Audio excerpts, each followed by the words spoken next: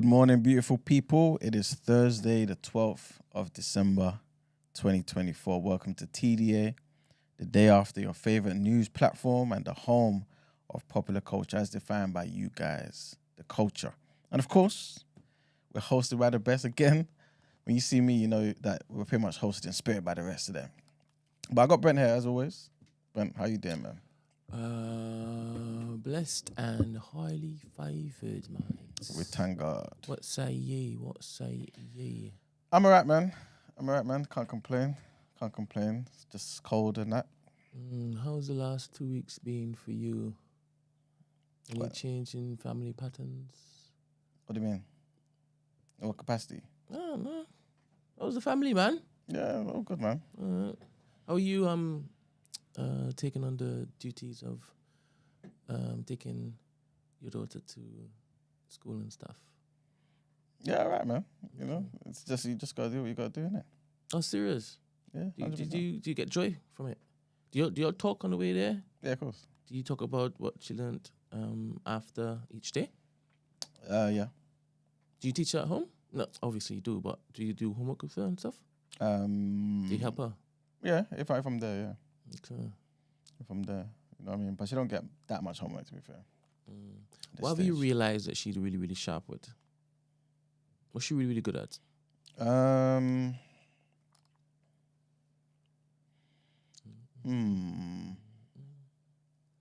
I guess it's her mind, man. Her ability to see things for what they are. You know what I mean?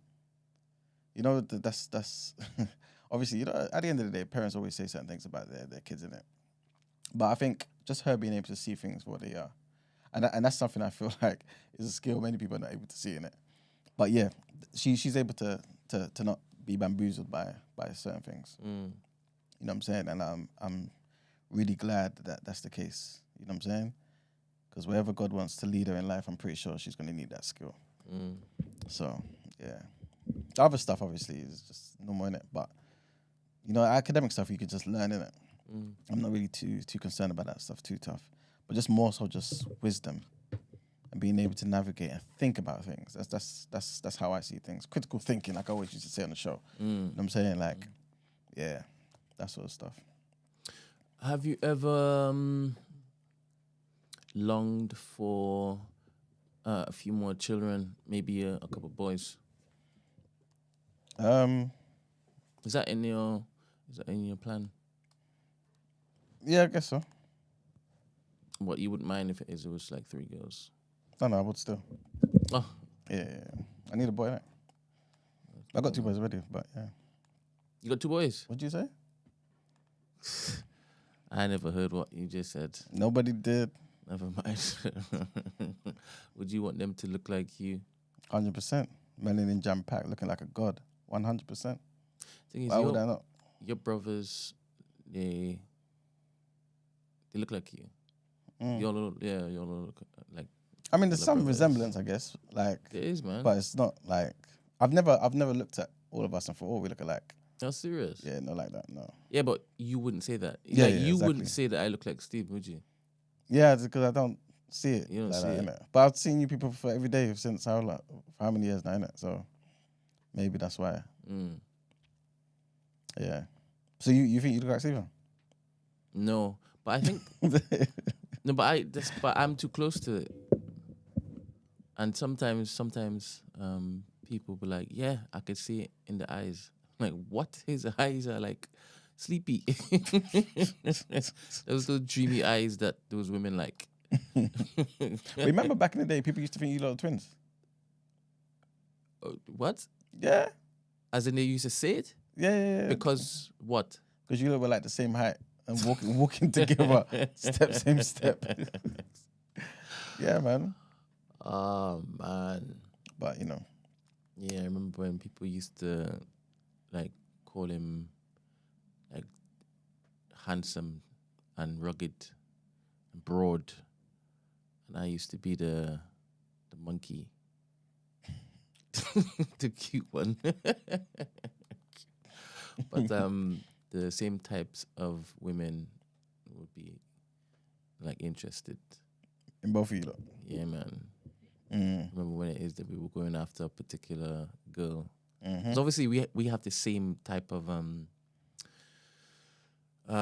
type. Same preference in that. 100%. Sorry, you don't have to say preference. What? Because it's tantamount to racism. This new world is amazing. This you know? is it, man. Once Everyone's- it becomes law, it becomes law, man. Everyone's got a misunderstanding of stuff. Which, by the way, is what was evident in Discord yesterday. Big up Von and Demi. They tried to come for me, man. Oh, serious? Yeah, 100%. What are you talking about? Like, was Capitalism, it capitalism and all that sort socialism? of stuff. Yeah. I like Demi and Von, man. They 100%. when they get to geeking, I love it, man. Because Yeah. obviously, I don't know if it is that they have it on me with the conspiracy theories. I got that locked, innit? But when they start talking about geopolitics and whatnot, I don't know what you guys are talking about. But I just admire it because you'll talk with such confidence. But then Yeah. again, like this boy Sally talks with much confidence as well, innit? That is true. And Billy Carson as well. But you know, bullshit. But I've been telling you, look, I've been telling you guys, Billy Carson been talking. No, stuff. but the thing is that he was. Hello, lovely. Are you okay? Yeah, man. I'm not sure if it is that you've been seeing. Sorry. Careful. I would sue your ass. Because you can't walk. I would have taken my shoes. I lift my feet when I'm walking over things. So excited. Um, Is that it? Yeah. Where's the live one? live button. Oh, Yeah, sorry. look at the live thing. Thank you very much. I'm just yapping in here, boy. Why I isn't think it it showing started. up here? Ah, there it is. Where was I? Von and Demi, Yeah. they got the geopolitics. No, you were telling me that Billy Carson was chatting rubbish. Yeah, I've been saying that for the longest while. Yeah, but this in particular was about Christianity. He's been trying to slate Jesus for the longest while, for 7 years, innit? And he got felled big time. He got a big mess up. And he's viral in the YouTube space, man. They're killing him. But that's because every religion's got people that don't like that religion. You know what I mean? Every religion's got enemies. You know what I'm saying? And As in within? no, outside. Oh, yeah. You know what I mean? Like one of their main focuses would be to just try and I don't know what's the word. No, but he doesn't do it with any other religions, Manuel. That's what I'm saying, though. That's what I'm saying. There's certain people that focus just on Islam. You got certain people that focus just on Christianity. You got certain people that focus on black culture. You know what I'm saying? Black traditional belief systems. And people like that. That's how they make their money. And even though you defeat them horribly in a debate, they'll go off, make a separate video and talk about how it was wrong and the conditions were wrong and this is not fair and this is the truth. This is what they do. This is what they do. Well, anyway, good for him. It was horrible. Horrible beating. Yeah, brother, it was a horrible. I'm man. surprised. And the thing is, his wife came out afterwards and said that he nearly died in hospital a few days ago, and he wasn't in the right state of mind. She even said you were debating a dead man. Right, here we go. The excuses. What did I just say? This is what happens, man. He's crazy. But anyway, I really respect Demi and Von when it is they get to geeking, man. Yeah. Two handsome men as well, you know. Pick them up, you know what I'm saying? Yeah, man. Pick them up. It always matters. even know. It always matters because, like, you normally, right, the sleep person would normally attach that level of detail and research and focus on men that aren't really desirable to look at. You understand? Because they ain't got nothing else to do. They ain't got no distractions from women and stuff. So stay in the box, This right? is diabolical, man. But these are two handsome mofos. And obviously, they're in the community. You understand? So they support this. They believe in what it is that we're doing. And they're turning up saying, yeah, there are times when the Izzy man needs to be pulled up. His pants need to be pew. I'm waiting for the day for them to be successful, but you know what I mean. It ain't gonna be today. Oh man! But anyway, how are you, Esther? I'm alright, man. Sorry for there to be traffic and stuff. No, it wasn't even traffic. It was actually. Oh, your mic's not even on. Sorry. Oh, damn me. That's because you weren't here yesterday. That's why I disconnected it. I don't know why I have to say that. Someone said yesterday. No one said yesterday. There we go. My body's doing things, so I'm just slower. And then I got here, and then I think there's an incident because the police has blocked off like half the road. Yes, the house blew up around the corner. No way. Yeah. Oh, that's horrible. Yeah. I don't know what they were doing in there. They don't have to be doing anything. My house blew up. I wasn't doing anything there. No, your house didn't. Wait. Stop. It might be like a gas explosion because that happens randomly. Like a gas explosion would just go. It just happens. Somebody was filming it. What? Somebody was What filming. deviants do you have as neighbors? And so Let me show you. that's giving arson. It's giving even show intentional. you. Because the. Did they catch the blow up? Yeah.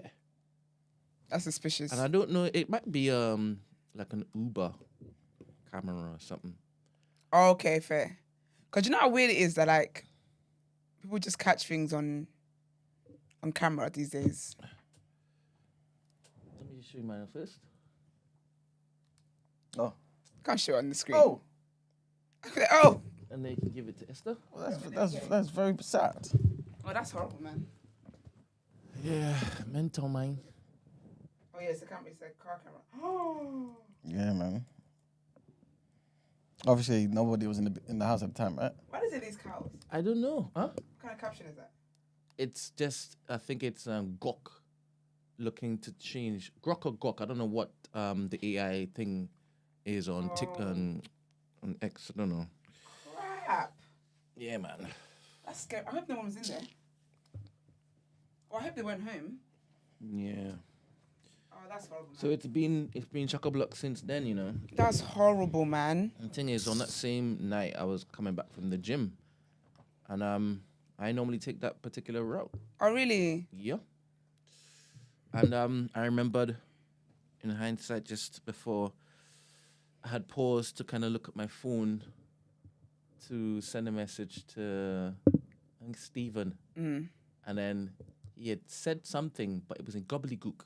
Mm. And I stopped for a while in the gym because I was on my way to go.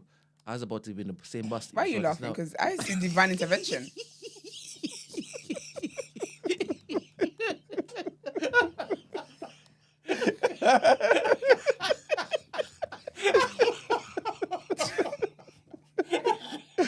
This guy. Did I miss something? Yes. Sorry. Go, man. You guys You don't have the privilege of the kids. You guys are actually crazy. I'm listening to that. I'm thinking this is a great testimony. Thank God Brent is here this morning. Oh, man. This mug. Oh man. Anyway, The stupid thing is, I came out of the gym, right?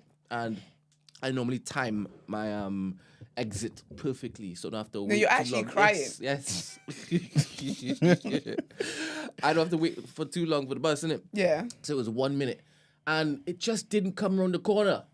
And I was there for 10 minutes thinking, Fuming. maybe it's just, only to find out it just diverted and went, whew! So I had to basically find another way home. That's Only crazy, to man. find out this is what happened down That's the so road. sad. I really pray there was no one in that house. Yeah, man. Terrible. That's horrible. That is absolutely horrible, man. Terrible. Let me read out these comments in it. What happened yesterday?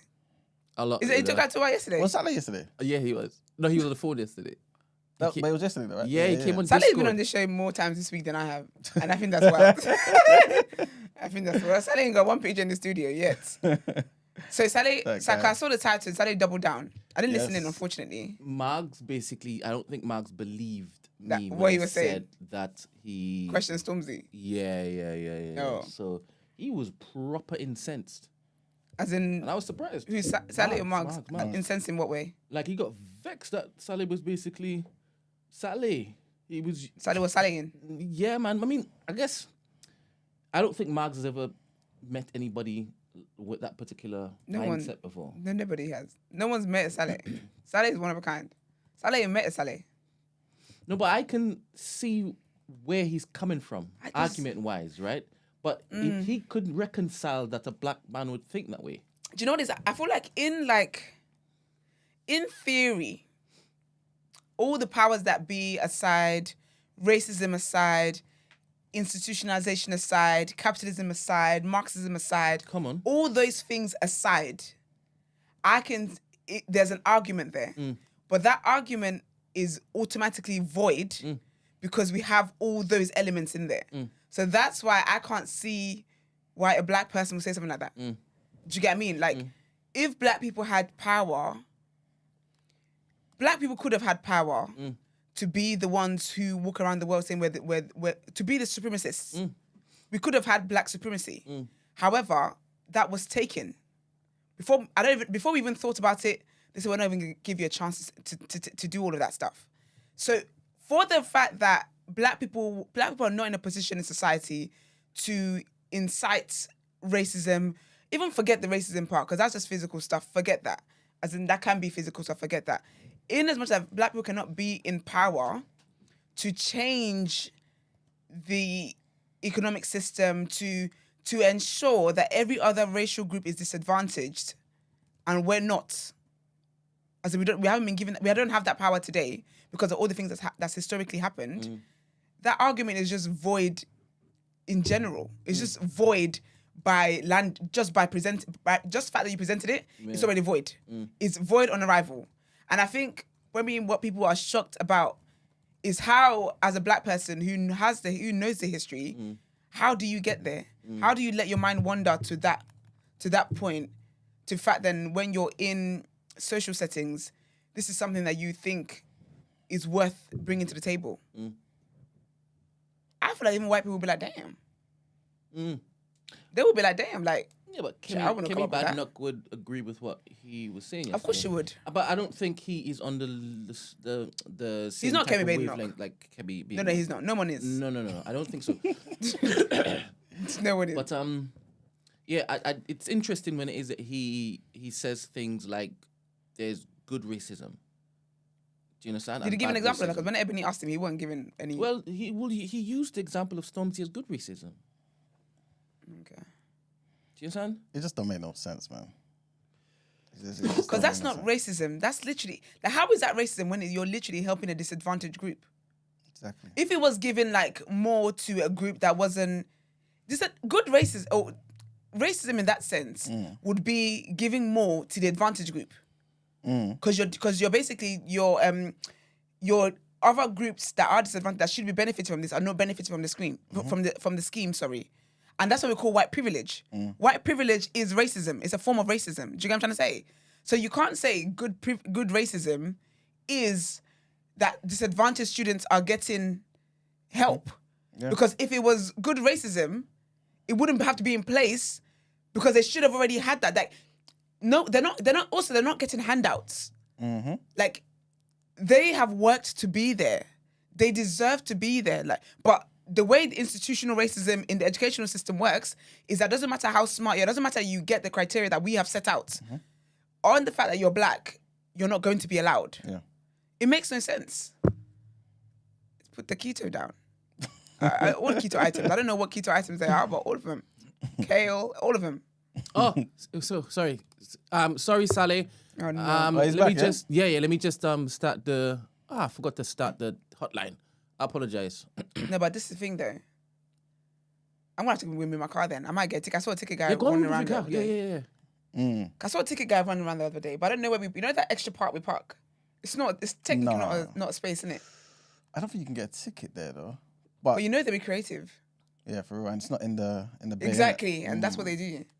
But I did see someone else who was parked in a non-bay and he just walked past them. Yeah. But you just never know which spirit is lingering in the ticket. I think it's between like 2 and 3, where if you're not in the bay, that you did it there. You get a ticket. Saleh ain't got 2 and 3 today. I got 11.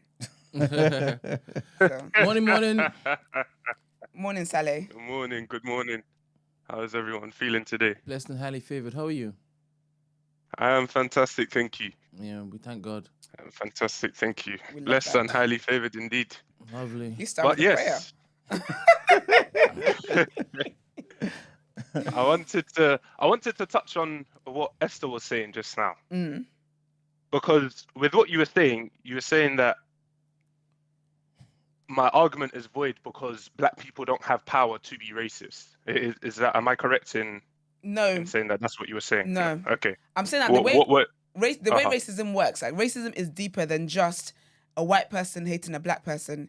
It's seen in everything, in all the system, all the world systems that have been set up, where black people are constantly being disadvantaged. It's in housing, it's in economics, it's in education, it's in religion, it's in everything. Do you know what I'm trying to say? So black people, until black people can be racist, where we can then actually affect people's lives in every single area of society, I struggle to understand that. I think they can be Okay. prejudiced, but I don't know about racism, because racism is beyond just verbally saying things or whatever. Like there's a whole system order to it. But okay, but with what you said, I would definitely agree.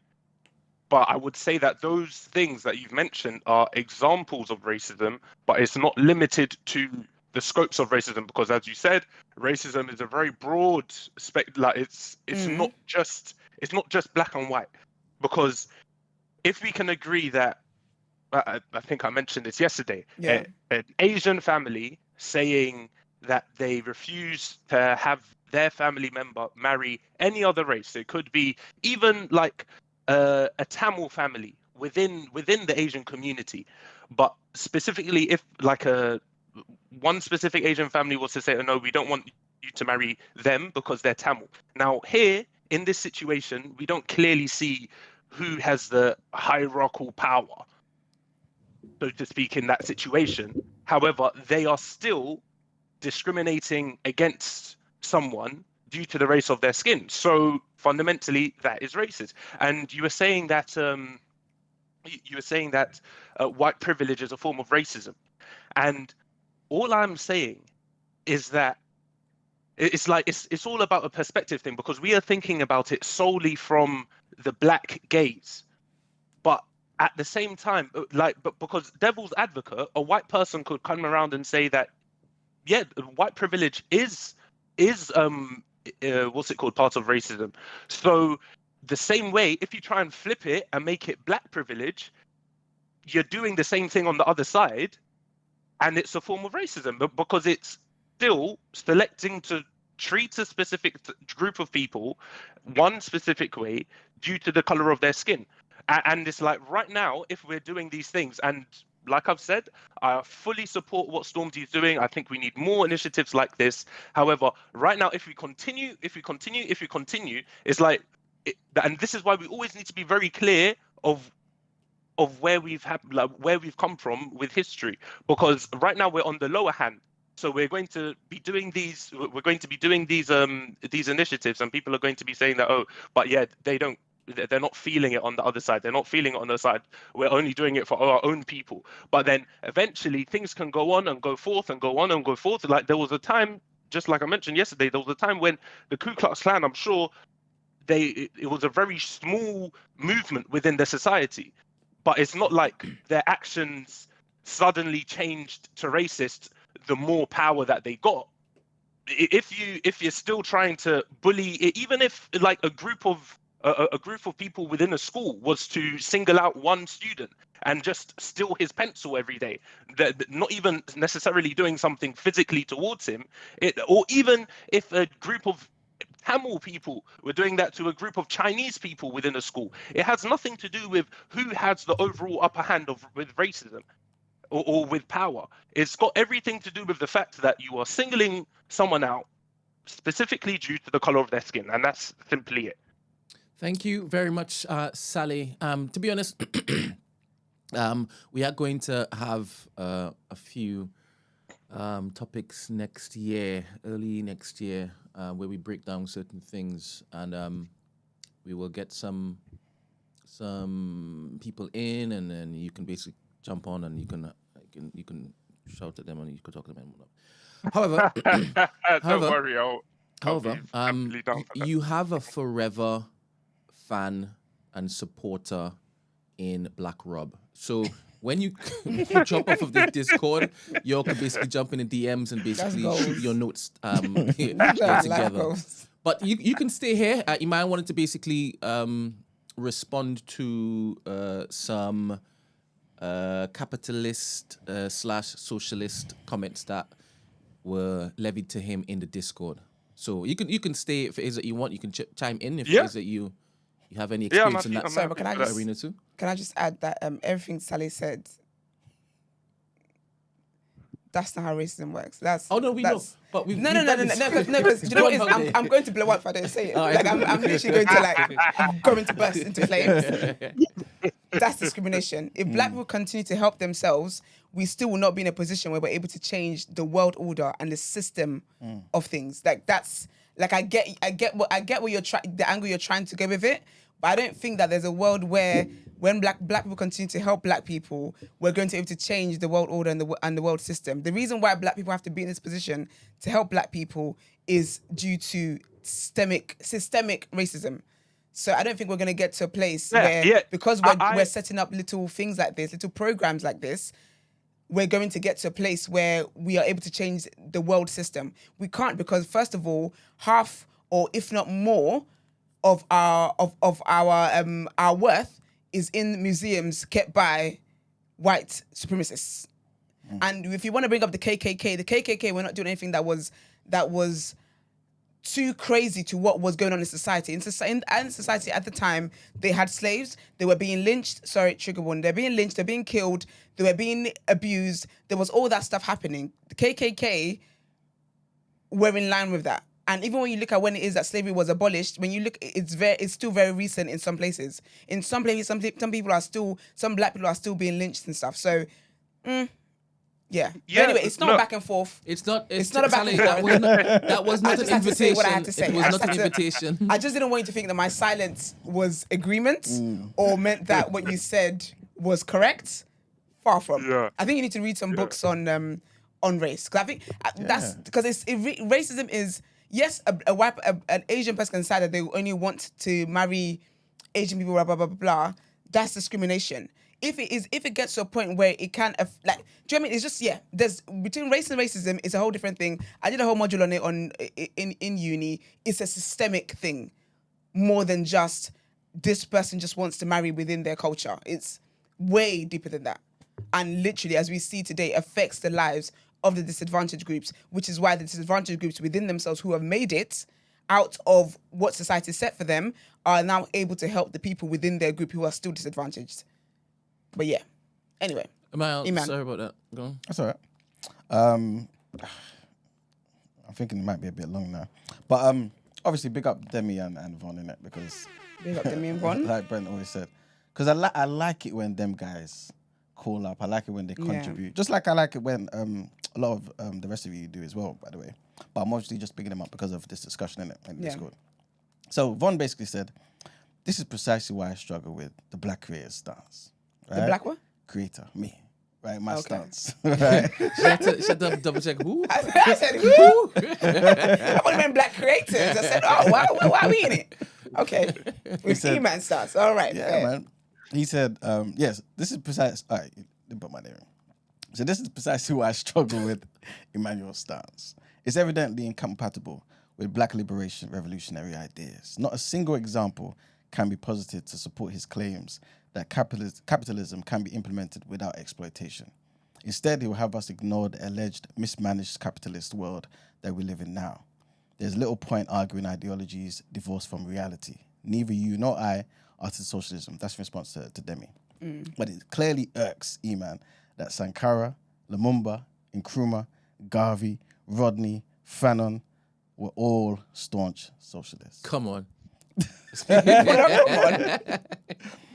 First and foremost, today's mathematics, right? Oh, here we go. Is knowledge, wisdom, all being born to understanding. Understanding being the best part. What is understanding? I made a reference. Peace. I made a reference before, right? Understanding is being able to see things for what they are and not for how they present themselves to be. Am I for the ending of exploitation? 100%. But I'm for black liberation and black upliftment first. Do they overlap? 100%. But black people, we're universal people. We're righteous people. When we're in line with the laws and tenets of the Most High, we are on job, right? And exploitation inevitably would be minimized anyway. But when you focus on the exploitation of the world, you find yourself leaving black people behind. And this is what happens all the time. I say this all the time. Black people don't have no friends. Black African people don't have no friends. I focus on black liberation. The best thing, the best tools we can use to uplift black people. So you guys can do the All Lives Matter thing. Exploitation all around the world is bad.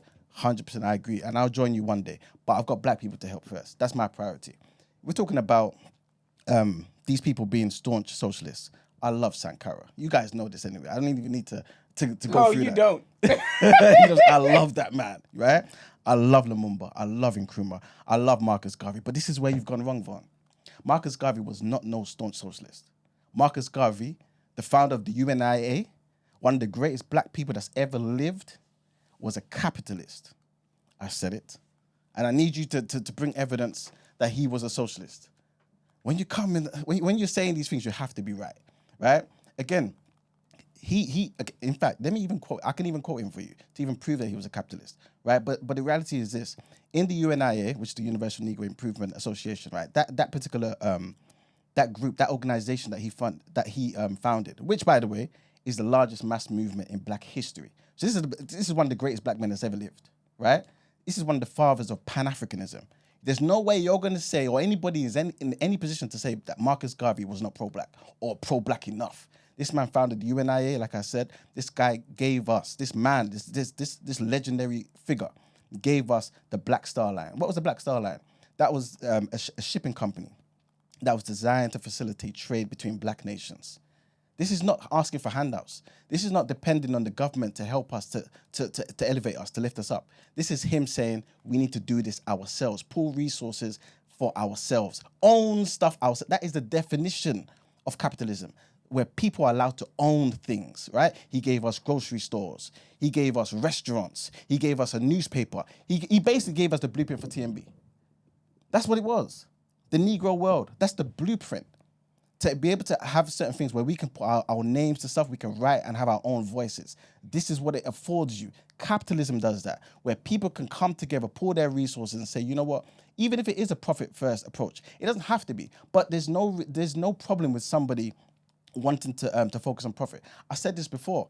I quoted Adam Smith. You don't like Adam Smith, but that's fine. But he said it very clearly. It's not out of the benevolence of the butcher or the bakery, the baker, that you get your meat or you get your bread, you know. It's purely out of self-interest. If the man or woman did not care about gaining something from that particular service, you would not get the things you want. The reason why I'm talking to you through this microphone is not because of the government. It's because somebody went out, used initiative, and created a company that would create this thing, this arm, and this microphone. The reason why you're talking to me via YouTube is because people went out of their way to do that particular thing. This is what people are forgetting. You want to use capitalism, benefit from capitalism, but say it's of the devil. I'm not saying that capitalism is perfect. I've said this many times before. These things are tools. Economic schools of thoughts are just tools. You can find countless examples of people using capitalism to exploit people. I can find countless examples of people using socialism and socialist views to exploit people. People may talk about Adam Smith, the welfare nations. He was referring to people in the third world as savages. Man, you guys, Messiah, what's his name, Karl Marx and Engels were calling us niggers in their correspondence. What difference does it make? Left or right, they're all going to do the same thing. It's down to you and how you use that particular tool.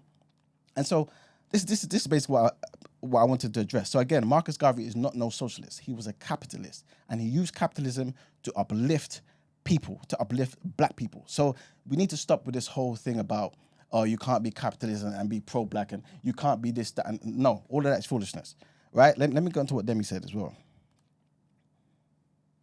Finance back. Come on. All right, so Demi said, just listening back to the episode, I had a meeting at 9, really wanted to get into the capitalism convo with E-Man.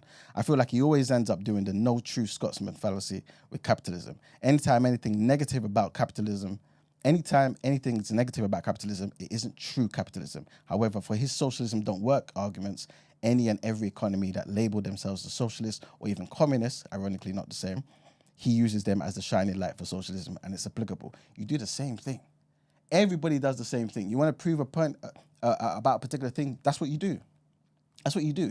But I'm honest enough to say, I know capitalism is not perfect. But socialism isn't. And you guys will come and say to me, okay, well, we never mentioned socialism. What's the alternative? To me, there's a spectrum.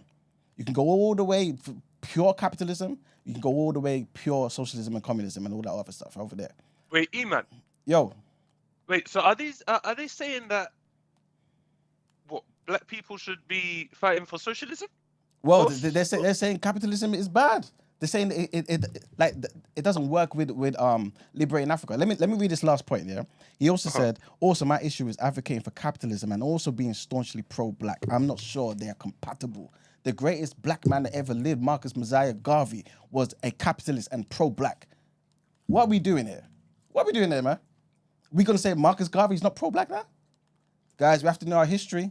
We have to know our history, man.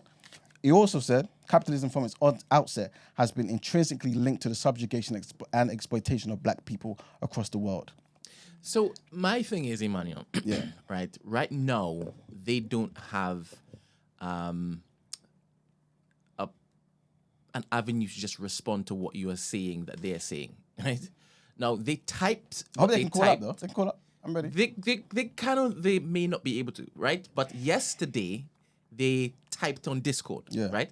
And that's a place where you can have a long form back and forth during the day at your own leisure. Yeah. But you didn't respond there. The reason why is because I know not enough people are in the Discord. I wanted people to hear and hear it live. But you could just at everyone whilst every time you respond, just at everyone. Yeah, but that's just the people that's joining the Discord. There's thousands of people that listen to TDA but don't know about not good. Are you saying that you would only have a conversation with Von and Demi if it is that you have a larger audience? No, I just want us to be edified by the information. But we need a bigger audience. What you can do, Emmanuel, because this is what we did when we put the polls up. Sorry, I don't know why I placed myself in this. You put the polls up. Yeah. And then you've come on this platform and said, go to Discord to vote. So you can have the conversation, right? And then tell everybody, we had a conversation, go and vote. The same way how I make little clips. And then I tell everybody, go and watch the full video if it is you want to see more. I don't know if this is fair. Again, they can call up, innit? You know what I'm saying? They can call up. But Demi says, can you ask Iman to read my first comment? Yeah, that's what I was in the middle of reading. So again, I'm pretty sure that is the first comment, right? Just listening back to the episode, I had a meeting at 9. I really wanted to get into capitalism convo with Iman. I feel like he always ends up doing the no true Scotsman fallacy with capitalism. Anytime anything negative about capitalism, it isn't true capitalism. However, for his socialism doesn't work arguments, any and every economy that label themselves as socialist or even communist, ironically not the same, he uses them as the shining light for socialism, and it's applicable. Also, my issue is advocating for capitalism and also being staunchly pro-black. I'm not sure they're compatible. When you say stuff like that, you're wrong. You lose the argument immediately. Marcus Mosiah Garvey, man, I've been telling you people. I've been telling you. Anything that comes that is going to benefit black people is not going to be socialism, you know. I'm telling you that for free. And you lot may say, yeah, we never mentioned socialism. What are you mentioning then? You're saying capitalism is bad, but then offering no solutions. What are we doing? Sorry, just a pause. Izzy says... The streets are saying you're contradiction. Yeah. Me? Brent. I would like to know how. It says it. Brent waited till the next episode to bring up Sally's watch on the bus story. And then Supermalt said, Izzy, he's a walking contradiction. And I'm fine with people of course you are. pointing out my contradictions when they're contradictions, right? Yeah. Now, Demi and Von has typed to Emmanuel on Discord, atted him on Discord. Yeah. Emmanuel didn't respond in Discord, and he came on here and then responded. I had a conversation with Sally after we were on air. Yeah. And he said, crap, I forgot to say something. Here you go. Right? So I've come the next day and said, Sally said this when the thing was off. You got something in your apple? It's too late now, reading it. Was it a worm? Was it a worm? I don't know. It's just like weird spots, but... Wait, hold on. I'd like to make it clear. What happened on TDA this week? What spirit is lingering? It's a lot of fighting, you know. Also, I didn't finish Demi's point. No, wait, Sally. Sorry, you have to wait your turn. I interrupted Emmanuel, and Esther interrupted my me. apple interrupted. Yeah. Don't think you could now jump ahead of the queue. No. That's how it works, bro. Four-way interruption. man, go forth. So I don't know how it is that's a contradiction. If it is, he never said it on air, and I waited on. That doesn't make any sense. But you know they just have to get to you though. Yeah. It's fun. Never mind. Either way, my thing was. If To be there fair, was you enough should have people- asked them back because in their message they said they weren't able to chime in on the show because they're busy, blah blah. Then you came in, so now they're gonna go back on Discord. Now on a Friday where we should be having a great time, we're gonna do a round 2 of this. No, the round 2 will be quick though. The Friday's gonna be a good. I mean, it's round 2 gonna be I quick. can wrap Friday's it gonna be up. good. I Friday's can gonna wrap be it good. up. Yeah. This one I'm just allowing people to see a good entertainment thing. Second round will be KO. Immediate. You produce it. You can't say wrong things He's about gonna bring Marcus. graphics and that. Listen, About Marcus you Garvey. wait. No, we need to be right when we're talking about Marcus Garvey. When we're talking about people like that, right? In fact, let me give you a quick quote. I knew you were gonna get a quote. Yeah, I have to. knew you were Because you know, sometimes they say that I make stuff up. You know what I'm saying? In that video that we did, the time is now, Brent. Remember? Yeah. I'm holding a book. What book is that? The Philosophies and Opinions of Marcus Garvey.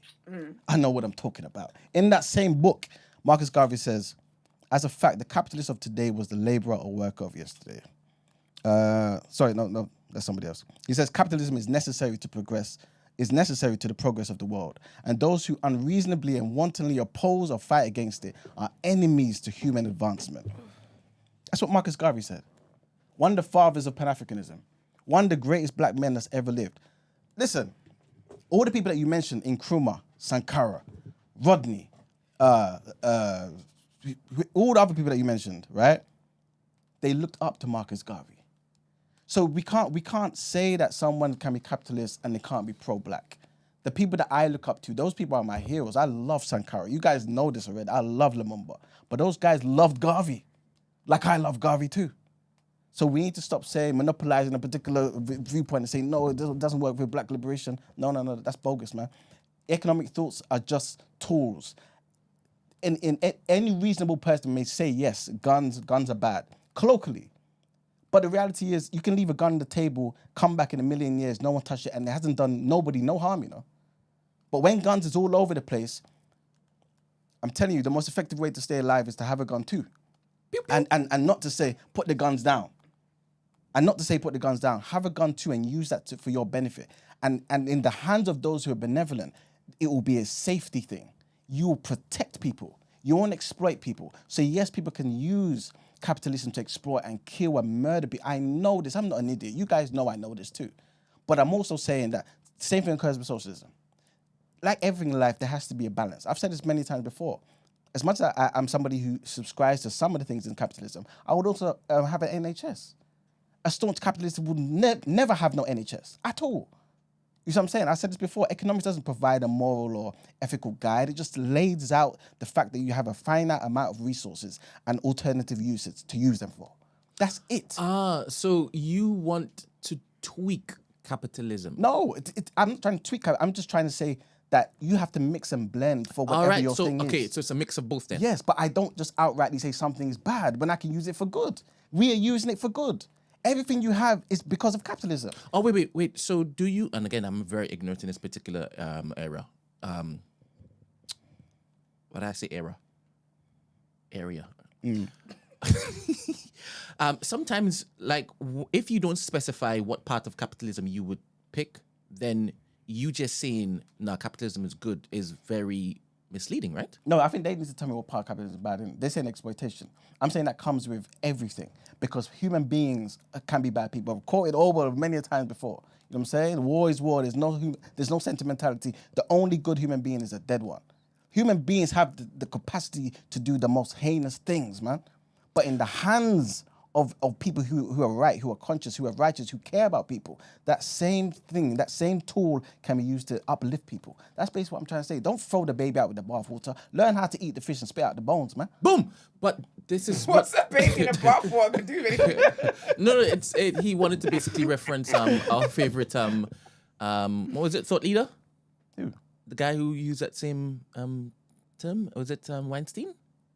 I don't know, but don't Why is associate baby me in the with that. bathwater? Oh, the No. babies are like bathing. When No, he don't was- throw out the baby with the bathwater. Never mind. I thought you said Yeah. the baby. I was thinking, what? That doesn't Oh, matter. I like that. So I like that. what Demi said, it's a Yeah. mix of both, but why do you advocate for only one? Because you don't normally advocate for socialism, but you advocate for No, but capitalism. because I care more about freedom. And I believe that capitalism affords that freedom to people.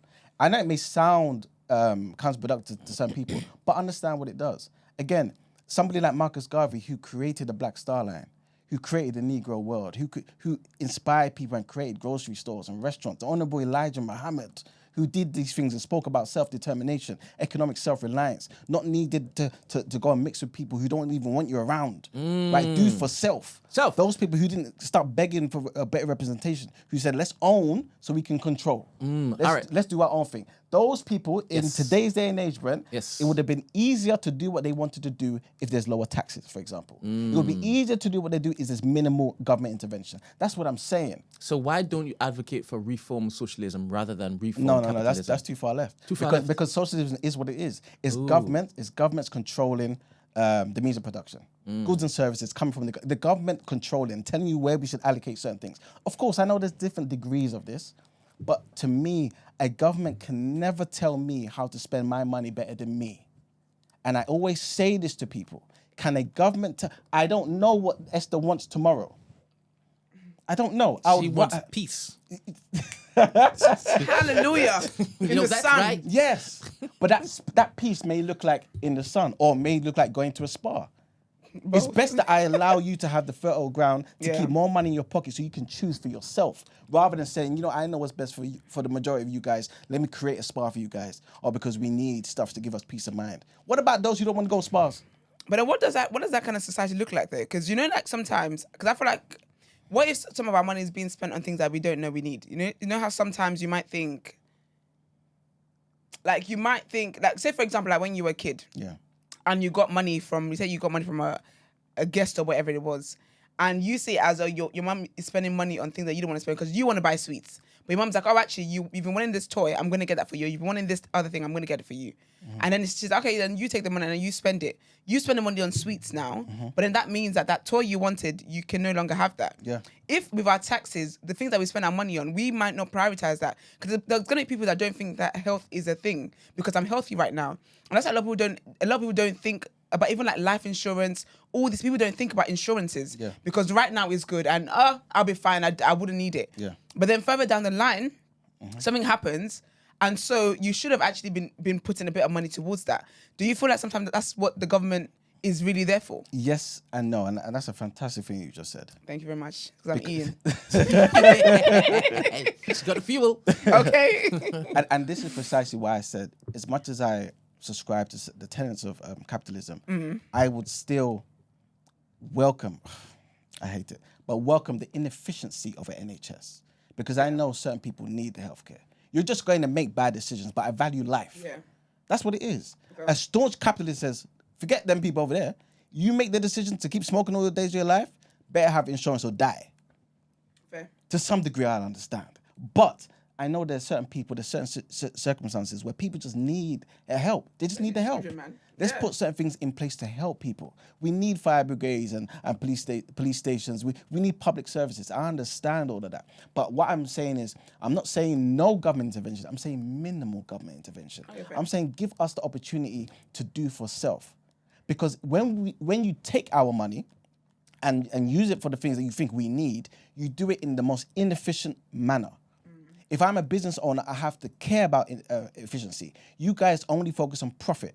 The profit, the self-interest is what results in me trying to be efficient. So therefore, there's less wastage. If you don't come and buy my product, my business dies. So I put the customer first. If in the government, if that's not the case, the government just spends the money, more money, says, well, we got it wrong. Okay, let's spend it on this. They don't learn. Wait, they don't learn. E-man, And if I get and if I do get it wrong, the government will just bail me out. So I imagine I'm a business. I've got it wrong. I've exploited you people.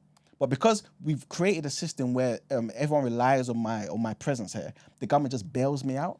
And you people are okay with this? More government intervention, more taxation. Labour's coming into power right now, just taxing, lying to you, don't even know what working people are, then tell you working people's taxes will remain the same. Acting as though the employers are not going to increase the amount of money that goes into the what do you call it? All the money that's basically going to go towards tax. You increase the employers' NI. That's going to have an effect on the working environment. Less people will be hired. Like we have to understand certain things here. So again, I know these guys are going to talk about socialism. Yeah, I do 100% take shots at socialism, right? And Maggie said I call her a socialist. You call her a champagne socialist. Yeah, I call her these things kind of like a slur. You guys do that to me every day. I don't cry, man. You guys do it to me. You guys call me Tories. You not Tory. You don't call me a Tory. Why would you cry? This is your jacket. No, but that's what I'm saying. But the reality is I'm not a Tory. I never voted Tory. Yeah. You know what I'm saying? No, you guys call me a capitalist. But I will do things that most capitalists won't do. Your beliefs are Tory leaning, though. That's what I'm saying. You started again. No, but I'm not a Tory. But it's Tory leaning. I didn't say you were a Tory. I understand. They say that you're putting in secret Labour. Come on, but you're in here helping Tories get votes. You got to come out of the closet. So, Iman, somebody asked a question. What? They typed the name wrong, but You're an egg. Iman, are you against being forced to pay for an infrastructure project that isn't going to impact you specifically? I need a bit more details. I hear where you're coming from. I'm not fully against it because I understand that my opinion. I like no man's island. I know I share this place with everybody. Wait, Saleh's on the phone, bro. Sorry. All right, let me just. No, you said no man's an island. He can hear you, bro. He can hear you, bro.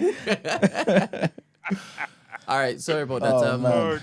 But yeah, you know what I'm saying? So I understand that there'll be certain things that other people need. But what I am saying is that sometimes those people that need those particular things, maybe we should create initiatives so that people amongst them who need these things that actually know the actual needs and wants of these people intimately can do it.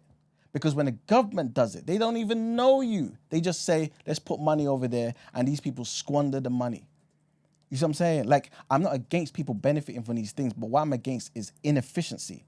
That's what happens under socialism. Because again, they are always trying to spend your money on things that you don't want. And if they spend it on things you do want, it will be inefficient. You guys was happy and clapping for Marcus Rashford. I did the same because I said, you know what, this is a young brother that wants the betterment of people who are suffering, working class people. They eventually gave you the thing that he was campaigning for. You lot saw the product that people received. Give the kids school meals during the COVID time, this, that, and the third. You saw the box of stuff they got. That same, people were getting bloody 2 apples and a bloody orange and 1.5 carrots. What was it? And an onion if you're lucky. Come on now. And then that's hundreds of millions that we're going to pay in tax. Give that money to us who actually care about the people, and we can go and get it wholesale from Costco or Oneness or one of these other places, and we can, you know what I'm saying? Like, people will benefit.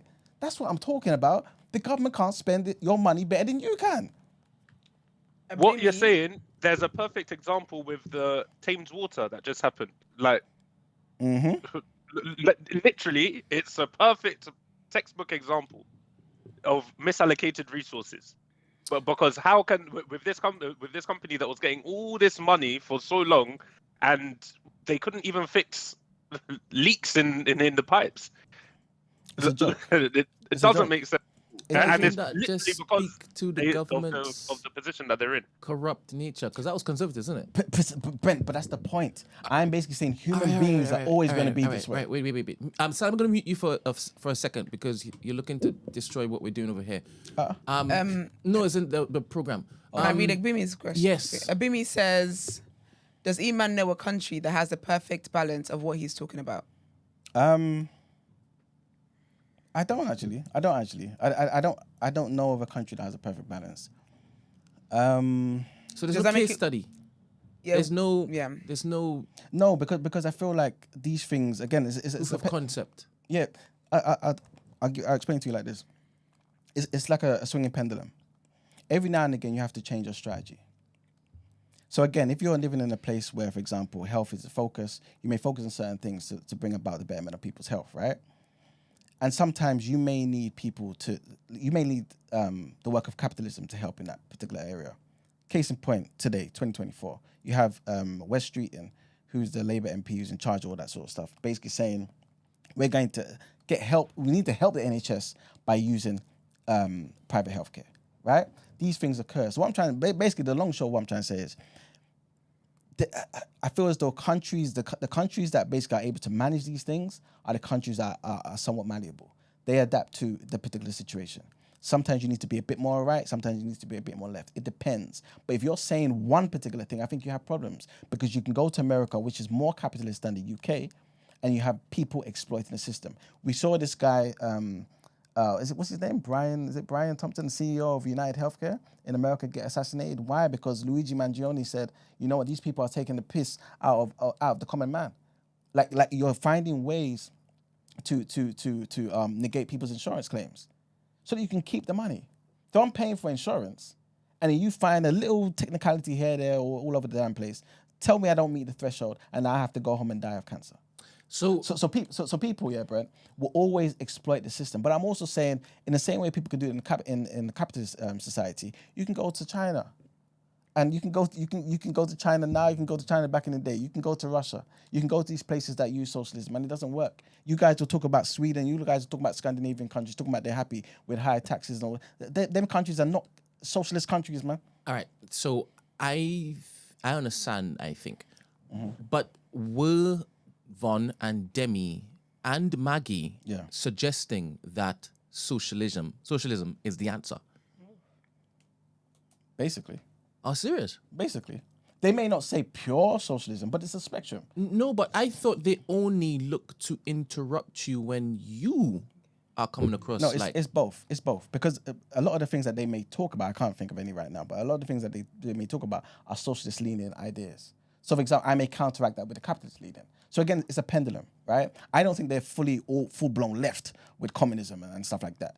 But I believe that they fully have socialist views. They're about, equality and not equality in the human rights sense. God damn it, but right? in terms of wealth, like sharing it amongst the people. To me, I don't believe that's necessarily the best way to do things. I believe you just have to create fertile ground for people, the innovators of society, the entrepreneurial mindset people, to actually build something, because that they know how to do things better than the government does. Are you sure that that's what they're on?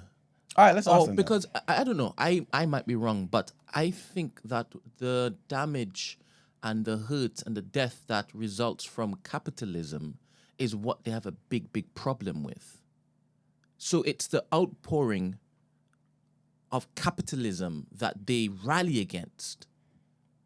But I might be wrong. No. You saying that they suggest that the rich should have their money taken from them. 100%. Maggie said that. Are you sure it's not? It's more likely in my head that I've seen, and I might be wrong. Yeah. Is how the rich pervert the system in order to grow their wealth, maintain their wealth. No. Okay. So it might be partly that. But if you right now, you've created TMB, you're doing something, you create another company, you create another company, you create another company. All that time that you're doing that, right, it's time that you're not having fun. Potentially, right? It's time that you're tightening your belt. It's time that you're making sacrifices. You deserve to reap what you sow. And so what I'm trying to say is, if there is a system in place, if there's governments in place that thrive off corruption and nepotism, have a problem with the government. But also understand that proves my point. That a government involved in the affairs in every damn area of life, there will be inefficiency. We're about to talk about a whole infrastructure that benefits and upholds capitalism in the topic of the day, aren't we? Yes, we are. And then we're going to now question whether we have empathy for the person who died, who was now, I guess, a face of that particular industry. All right, cool. Let's see. But before we get it quickly, Maggie just said in the comments, I think it's a response to what I said about Marcus Rashford. She said, what is E-Man saying? Don't feed the kids? But this is socialism. This is the point I'm making. Because you're now saying it's okay what they did. They spent hundreds of millions of pounds giving people boxes of apples and bloody turnips when Rashford was talking about let's feed the kids. It's inefficient. It's inefficient. That's basically what I'm trying to say to you. I'm saying lower the taxes or do whatever is necessary, create initiatives for people to do it themselves. Government don't have no money, They have your money. Government don't spend your money better than you can. Unless you're one of those people where you're bad at saving, you're bad at management, and let me just chill. You know what I'm saying? If you're one of them people, then fantastic. But for me, The government don't have to spend money, my money better than I do, because they don't know me. And I'm basically saying, if all of us, again, you keep talking bad about socialism. If all of us in this room, every one of us in this chat was to put money together and we bought land, let's just say in the UK, and we're able to create, have our own produce, what are we talking about? You lot are going to be happy with the government taking that land or saying no, let's increase the tax on our land if you want it, this, that, and the third? No, why? What are we doing there? Own something. That's the best thing. That's the way to get rid of exploitation. But sometimes, like, you use the things that you know that we are not going to agree with to basically represent the entire concept of the thing that you're arguing about. But it's not as black and white as that. Surely. What's not? There's nothing is as black as white as anything. So... And that's the problem I have, because people will just act as though, okay, if you have, for example, Tory-leaning ideas, traditional family value ideas, you're a Tory, you're a bad person. But how come... I've heard people say you can't be a Tory and be pro-black. Or say you can't be for black people and be a Tory. It's such stupidity like that. Yeah, how come you don't give a lot of time to talk about the exploitation that capitalism breeds? For the same reason, I don't always spend as much time talking about any other thing that I don't think about.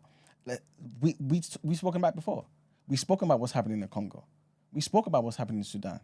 We spoke about certain places around the world where capitalism, or at least the effects of capitalism, this particular economic school of thought in the hands of the wrong people leads to the exploitation of the indigenous. We spoke about every now and again, I take the opportunity to take shots at certain people in certain lands they shouldn't be in. I do that.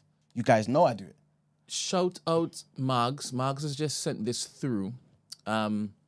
He says, if you want a lucid guide, this is bars right away. Man said, let me get on my WhatsApp and type lucid. If you want a lucid guide to what we currently know about capitalism, he put a comma here as well, you know. He put a comma. Start here. There you go. It's a book, but I think it's for you. For me? Yes. It can't be for me. No? No, this is for people who don't know capitalism. You talk about it.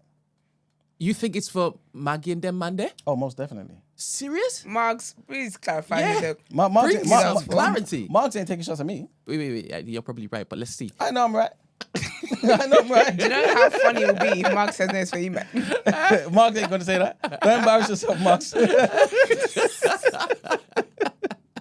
But listen to this before we move on. Yeah. Demi said this: a right-leaning party in a capitalist country is an example of socialism? ? This is what happens.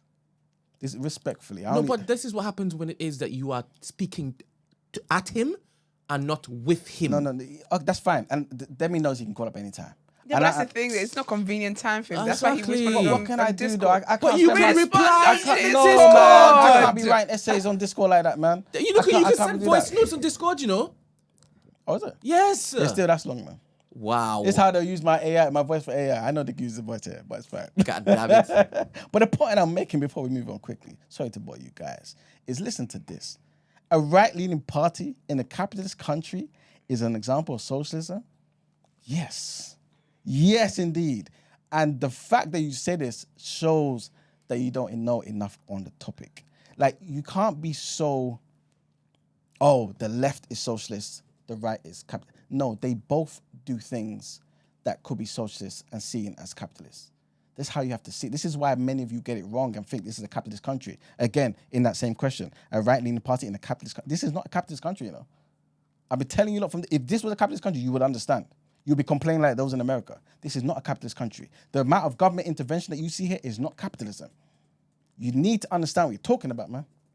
So this is what I'm trying to say. So you have to know what it is that we're talking about, and then we can, you know what I'm saying? But yeah, obviously we're going to talk about certain things in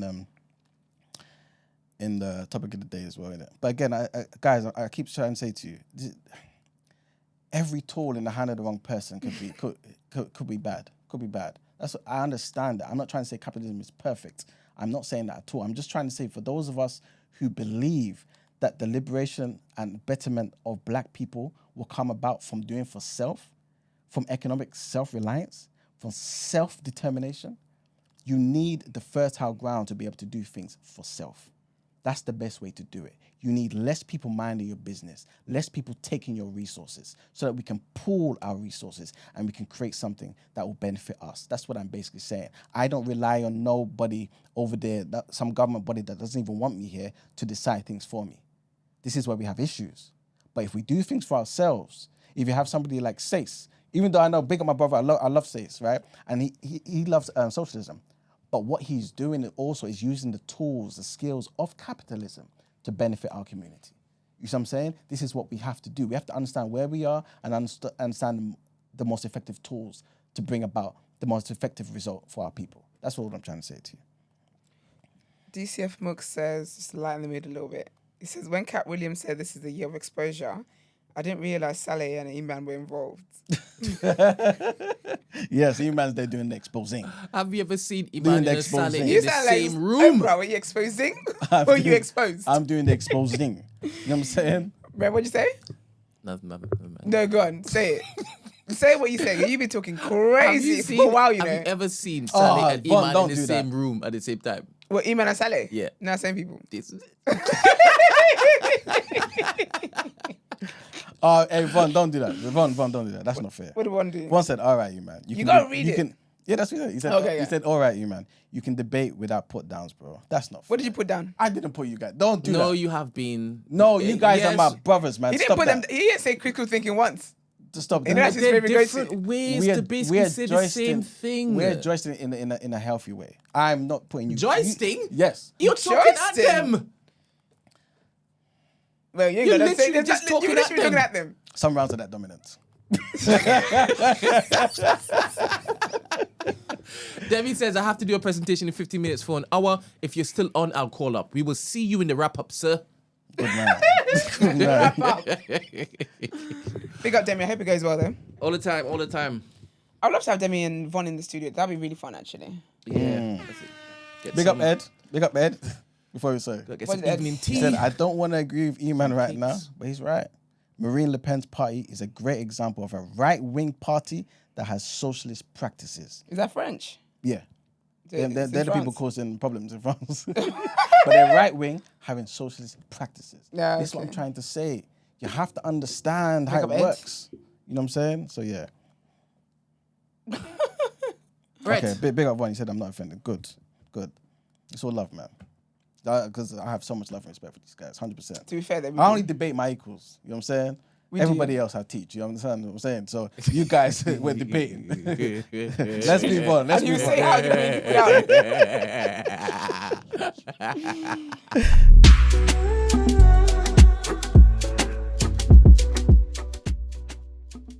Do you want to read the headlines? You guys need to send them to me or something. No, But with what everything that you were saying, I completely agree. Anyway, Of course you do. Of course you do. You think Sums is racist? Silly. Thank you very much, oh my Sally. god. I'll chat to you later. Yeah, Okay, man. no Thanks, worries. Ale. Have a fantastic Everyone day. have a fantastic day. You too, babes. Fantastic. Right, No, literally, he actually gives grace. all right, people. So our first headline. Sad news, man. Sad news. This is pretty much, I think anyway, something that we can all pretty much agree on anyway. A British teenager has I'm been so jailed. upset. Yeah, man. I'm so upset about that. That's horrible. It's sad. So Yeah, let me read it. a British teenager has been jailed in Dubai for having sex with a 17-year-old girl whilst the pair were on holiday.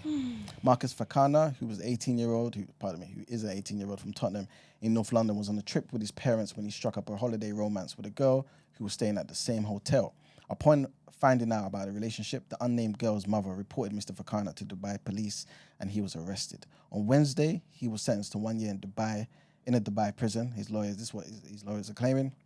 And they claim that this is notorious. It's notorious for human rights abuses and torture. You know that particular prison. That particular prison? Yeah. Wow. That's going to change his life, you know. Hopefully he doesn't experience any of that sort of stuff, man. Yeah, but I just even being in prison, I feel like prison itself, even if you have the best prison time, what's the best prison time? I feel like going to prison does alter something it changes you. Yeah. So it's so sad that at such a tender age, but I just pray that it's nothing negative for him. Yeah, man. His family have issued a plea directly to Dubai's ruler, Sheikh Mohammed Al Maktoum, to spare Mr. Fakana a prison term over the sexual encounter, which would be legal in the UK. His representative, Rada Sterling, from Detained in Dubai, that's the name of the organisation, branded the sentence an utter disgrace and said that Mr. Fakana would appeal. Basically, people are cussing David Lammy and them, like all the cussing MPs, saying that they don't feel like the government actually tried to help him. Personally, I actually think the government did help him behind the scenes, which is why he got a year. Dubai don't be giving people 1 year. Maybe. I don't know the Friday get. To fair, he had a little bit of weed in him. But Jimmy, for them, sin, there ain't no hierarchy. Do you get me? So a part of me does, because people have been saying that, oh, if it was this, if it was that. Low key, I feel like maybe they did try to help. And that's why he was able to get 1 year, as opposed to probably 20, what the sentence carries. Who knows what the sentence carries, to be fair. We talked about it though, I swear. I think we mentioned what the sentence carries. It was a lot. It was something crazy, innit? Yeah, so maybe they did try to negotiate with them, which is why he got a year. Maybe. Did they do good behaviour there? My default is not to give them the benefit of the doubt. Fair. Yeah. Fair. But I think, because it's Dubai. They'd have been singing from the rooftops that they got involved if it is that they reduced it from 20 to That's to true, 1. to 1, innit? That's true, actually. So they're never going to appeal, nothing? I think they are. Yeah, they're going to appeal. Yeah. They're going to appeal. I hope the appeal gets them somewhere. Yeah, man. Hopefully. At least you can't go higher with an appeal. That's That's so horrible, They should you know? just throw this out, man. Because basically what they're saying is it is obviously lawful, as in what they did. They were going by the law to sentence him. Yeah. But the people that represent him are basically saying, we're just hoping they'll be lenient in this particular area. But they don't. Knowing, you know what I mean? Like, this is just, it's I tough. get that, but the thing is, they don't do that for anybody. Like, they don't do that for their own people. They don't do that for foreigners. But I think the reason why though, the reason why it's out of order is because it was consensual sex, and the mother waited till she got back because her daughter would have been arrested with him. Do you get what I'm trying to say? Yeah. Because they both participated in unlawful behaviour. Yep. So it's the fact that she waited to get here to do that is why the court really should be like, oh, you're not serious. If you were really up in arms, they should have done it while that it should have been reported while they were there. But you knew that there was a chance your daughter would be arrested as well, pending investigation, pending all these things. It's really horrible, man. Even that same person, Rada Sterling, who, like I said, she's the founder and the chief executive of Detained in Dubai. Yeah. She said that there was a prosecutorial mishandling in the first stage of the case, which meant that it wasn't heard as a misdemeanor when it should have been. Oh. This is what she's saying. Okay, so maybe the appeal would help that then. Yeah, I pray so, man, because that's really, I pray he can come home. He's 18, A-levels. I hope he can come home before his A-levels and he's got enough time to study. Exactly. Because that just throws things off. Yeah. Stupid girl. Sad, man. It's sad. Yeah. Next headline, Sir Keir Starmer has insisted that he won't back down on his public sector pay propositions despite threats of trade union strike action.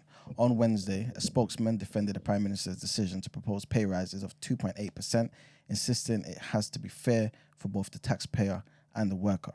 Pay for teachers, doctors and other public service workers is determined by an independent review body. On Tuesday, the government said it believed the 2.8% pay rise was enough to set aside. A formal decision on the subject will be made next year. Following the announcement, trade unions labelled the proposition an insult and threatened strike action. The proposed rise of 2.8% is only just above the 2.6% inflation rate, meaning the increase is minimal in real terms anyway. And our next headline, Russia has issued a travel warning to its citizens as it said tensions with the US are on the verge of rupture. Maria Zakharova, who's a spokeswoman for the Russian Foreign Ministry, urged citizens on Wednesday to refrain from trips to the US, Canada, and with a few exceptions, EU countries over the Christmas period. She said that those that travel were at risk of being hunted down by US authorities. She also went on to say, in the context of the increasing confrontation in Russian-American relations, which are teetering on the verge of rupture due to the fault of Washington, trips to the United States of America, privately or out of official necessity, are fraught with serious risks. She didn't elaborate on which EU countries were exempt from the travel recommendations. Although travel warnings between Russia, the US and beyond are nothing new, diplomats in both Moscow and Washington say the relationship between the two countries is worse than any time, since the 1962 Cuban Missile Crisis due to disagreements over the Ukraine war. That crisis was mad as well. So yeah, but that's pretty much it for the topic. Sorry, for the headlines. All right, let's get into our topic of the day. What you saying?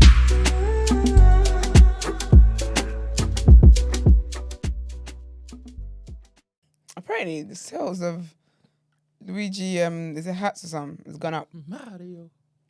Oh, is it? Okay. Yeah, apparently so. People are very unserious. He's like having a photo shoot in there, though. Every time I go on the internet, it's funny, I just actually saw a thread that summarizes exactly what happened and why he did what he did.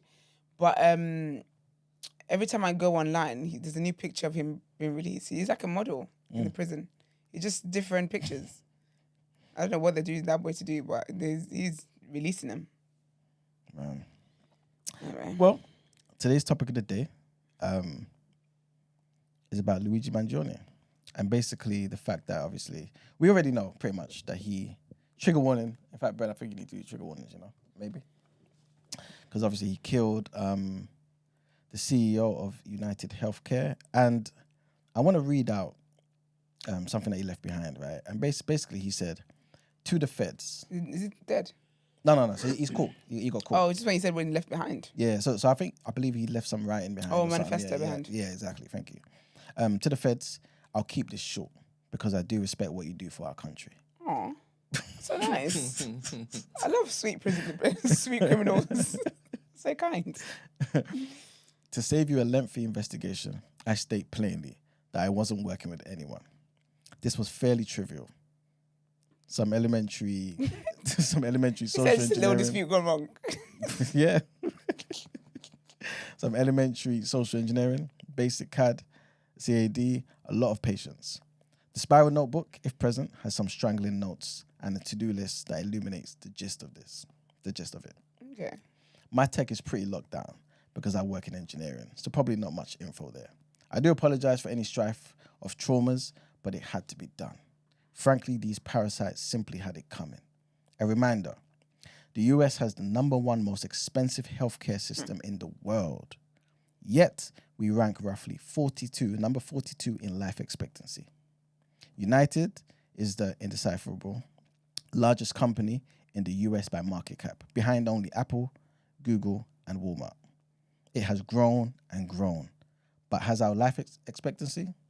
No, the reality is these indecipherable have simply gotten too powerful, and they continue to abuse our country for immense profit because the American public has allowed them to get away with it. Obviously, the problem is more complex, but I do not have space, and frankly, I do not pretend to be the most qualified person to lay out the full argument. But many have illuminated the corruption and greed, example Rosenthal, Moore, decades ago, and the problems simply remain. It is not an issue of awareness at this point, but clearly power games at play. Evidently, I am the first to face it with such brutal honesty. So these are his words, man. And so the question is, there's a number of questions, to be fair. Well, two main questions that I want us to deal with. Do you think people see him as like a crazed killer, a vile murderer, or should they see him as this? Or is he potentially a social justice hero? Is he somebody that cared about the plight of the average American? Because this guy went to private school, went to Ivy League university, was the top of his class. This is the guy who his future was ahead of him. This man's only 25. Do you know what's so interesting? Because as you were reading that, I'm on the thread of a girl saying, because someone asked, like, what's the story with this guy? And a girl gave a detailed thread of who he is, where he came from, blah, blah, blah, blah, why he did what he did. Forget the man that died. I'm impressed by all of it. Because apparently he even got, like, they're saying that he possibly got the person in McDonald's to call the police because there was a reward on him. So that person will end up getting the reward. Oh, wow. So essentially, he's a social, he wanted, because he knew that person would be in need, he wanted them to have the 50K. Where? There you go. I don't know. But that's basically the gist of it, right? He pretty much explained why he did what he did. Yeah. Do you feel like the average person in America, or even in the world, should see him or does see him as somebody who, as a social justice hero? I think so. Did he have the right target as well? Because yes, you're the CEO. Do you make every decision? Yeah, but if you kill the receptionist, don't respectfully, RIP in that, but no one cares. It's not gonna make headline news. Like his situation. I feel like what he wanted to do was make the headline news, which he has been. Because apparently he went missing from friends and family for like 6 months, no contact with anybody. So one of his sister posted something on Instagram, and that was the first time she'd seen him seen anything about him in 6 months. So he was very, very intentional in the way that he wanted to do things, and that was literally to cause a stir in the hopes that people will have conversation about healthcare. And again, like he said, like America's healthcare is piss poor. Is Stacey awake today? Yeah, just about. That's girl. Is he a hero or not? What's the street saying over there? Man. Let us know. But it is horrible, and there is conversations to be had about that, because even like when you think about like even the pharmaceutical companies and stuff like that, it's crazy, you know. It's crazy. Yeah, it's. And why is it like that? Because like I was saying earlier, human beings who've been allowed to do that, some of them will take advantage. Capitalism. Yeah, they will use that particular tool to take advantage. As in the government? No, those people. Those Pharmaceutical companies, yeah. They would work in tandem with the government. Because the government's corrupt too. I feel like healthcare is the one thing that the government should have going. Especially if you're that rich. Because people are working to pay taxes, to live here and wherever. I feel like healthcare is, obviously, without God, keeps people healthy and alive to be able to work, to contribute to society, to keep this nation running. 100%. That should be the one non-negotiable. The issue is, though, and I think the corruption and is deep. And this is why, that guy's name? RFK is so on these guys' necks. Because the reality is, I think people should take responsibility, though, for their health, right? Yeah. I know that not everybody can, right, in certain circumstances, but most people should take responsibility for their health.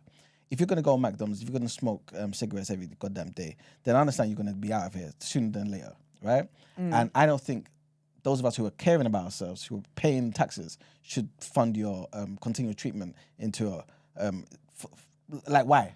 For what? So you can waste lungs and get a new one? No, all of that's foolishness. So, of course, I'm being a bit extreme here, but just to labor the point. But in addition to that, though, 100%, I think the government allows for this stuff to happen.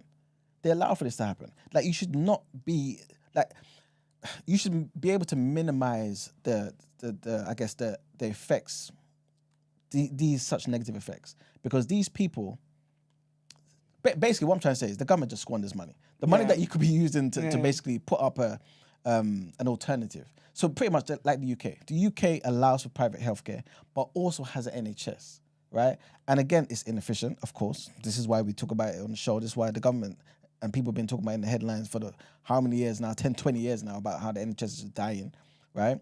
But this is basically what happens. And so, I don't know, man. It's terrible. It's terrible. But what I don't like, though, is the fact that people will take advantage because of this whole insurance thing. You know what I'm saying? And the fact that doctors know that if they do particular procedures, they get more money. So they'll be incentivized to do that. They know that they can look at you or just do a few tests on you and know that know the diagnosis. Know it's something you can just go home and take some paracetamol for. But because there's an incentive for profit, for example, let me go and do an MRA. Let me do a CAT scan.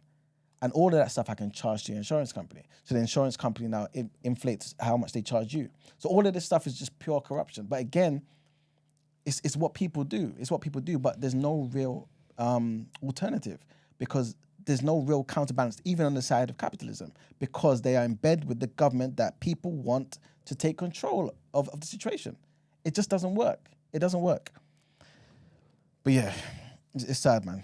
It is really sad. But do you guys, do you feel like there's space for us to, not necessarily us in the room, but for those people who saying, you know what, I understand why this guy did this. I understand his plight. I understand why he tries basically put his life on the line to basically for the plight of people who've been wronged, right? Who die every year. Tens of thousands of people who die every year because their insurance claims get thrown in a bin. But also have empathy for the man that was killed dead in the street like that. I think it's sad that the man died. That cannot, because a human life being being taken like that, regardless of whatever circumstances, is horrible. He had family, he had kids, blah blah blah blah. Sad. However, though, it's horrible for the person because really, everyone knows anyway. Insurance around the world, you pay for insurance until it is that you need your insurance to kick in. all of a sudden now there's all these terms and conditions that they couldn't say over the phone, even though they told you a million things over the phone, that you really should have read for yourself in very, very fine little prints. And I feel like for someone, 'cause apparently he also had pain, like back issues or whatever, that actually limited the quality of his life. And his old friends have said that he would be bedridden for weeks on end and stuff like that. And then he also watched his mum in pain and was awakened by her screams of pain. So someone dealing with that every day, I can understand why on earth you would lose it like that. Do you get me? Like why you would just, because again, I don't feel like he even did that to necessarily to be horrible. As in, like, I know it sounds wild, killing somebody didn't do that to be horrible, but it was more of I need to make a statement. Apparently the guy printed his own gun. It was a 3D gun, had bullets that's got words on it. So for him, it's an activism stance that he's taken. But there needs to be conversations about this. Because again, it's not fair that, like, obviously it's sad, but the guy who died, the CEO who died, but his family are fine. His family are going to be fine. Do you get what I mean? Like they're going to be fine. They got money. They got this, blah blah blah. Kids are going to inherit his company or whatever the case is. They're going to be fine. But then the average person, it's difficult. So, but is this an effective way though to get the attention of people and actually bring about change? Like, for example, would the CEOs of the competition of UnitedHealthcare actually do anything besides just hire more security? I'm about to say that that's security. But that's what they would do, innit? But that's the thing. In an better? ideal world, they should. But again, the rich only care about getting richer, so they don't care. So if all of them are gunned down, I promise you, at some point, people start thinking, okay, let's do something about it. Because what is there to? Like, I'm not saying killing is the only option, but how else could they have got their attention? Even I had to bad up the GP yesterday, wasting my damn time. But I had to say, listen. I said no. Just when I put my foot down, she said, okay, just hold on a second, please. Came back and said, okay, yes, done for you. Someone else telling me to come in. I said, I'm not coming in. I said, that's wasting my time. I've been in twice. I'm not doing it again. She said, okay, I'll do a telephone. I said, I don't think you understand what I'm saying. I said, do you have a means to contact the doctor? She said, yes. I said, so what you need to do then is you need to get to type in and email the doctor. I've had 2 asthma reviews here while we're here. I've had 2 asthma reviews. My asthma is the worst it's ever been. Both times I've been prescribed new inhalers that's meant to help me, right? I need something stronger now. Cool. The first time I did my test, I was meant to be on the inhaler, and then a month after come for another review. She didn't prescribe the inhaler like she was meant to, then cancelled my review because I was going there to say, excuse me, what we're reviewing, because nothing's changed since the first time, because obviously, cancelled my thing, no communication, nothing. I've then had to be the one to then book another appointment. They're like, oh yeah, there'll be one available in 3 weeks' time. I even had to call them back and be like, hi, in my calendar, I've got something about an appointment. What's the appointment for? Because I couldn't remember. Had the second one. I told the lady what happened last time. She's like, oh yeah. I'll get it done. You'll have it by the end of today. That's 3 weeks ago. Then I've called them and you're telling me that I should come in for a third appointment. I said, that's a waste of my time. Awesome. I said, that is an absolute waste of my time. And I'm not coming in because your colleagues are incompetent. I don't know what they're doing. He said, okay, well, we can do a telephone. I said, I don't think you understand what I'm saying. I said, I'm not having any other appointments. What needs to happen is that you need to prescribe me what it is I've been told twice I will be prescribed. Then she's asking me the name. I said, am I the doctor? I said, don't ask me for the name of an inhaler I don't have access to. I said, you need to figure that out. I said, what you need to do is email the doctor, let him know this patient is called in, because twice her time has been wasted and twice the nurses have not done what they need to do.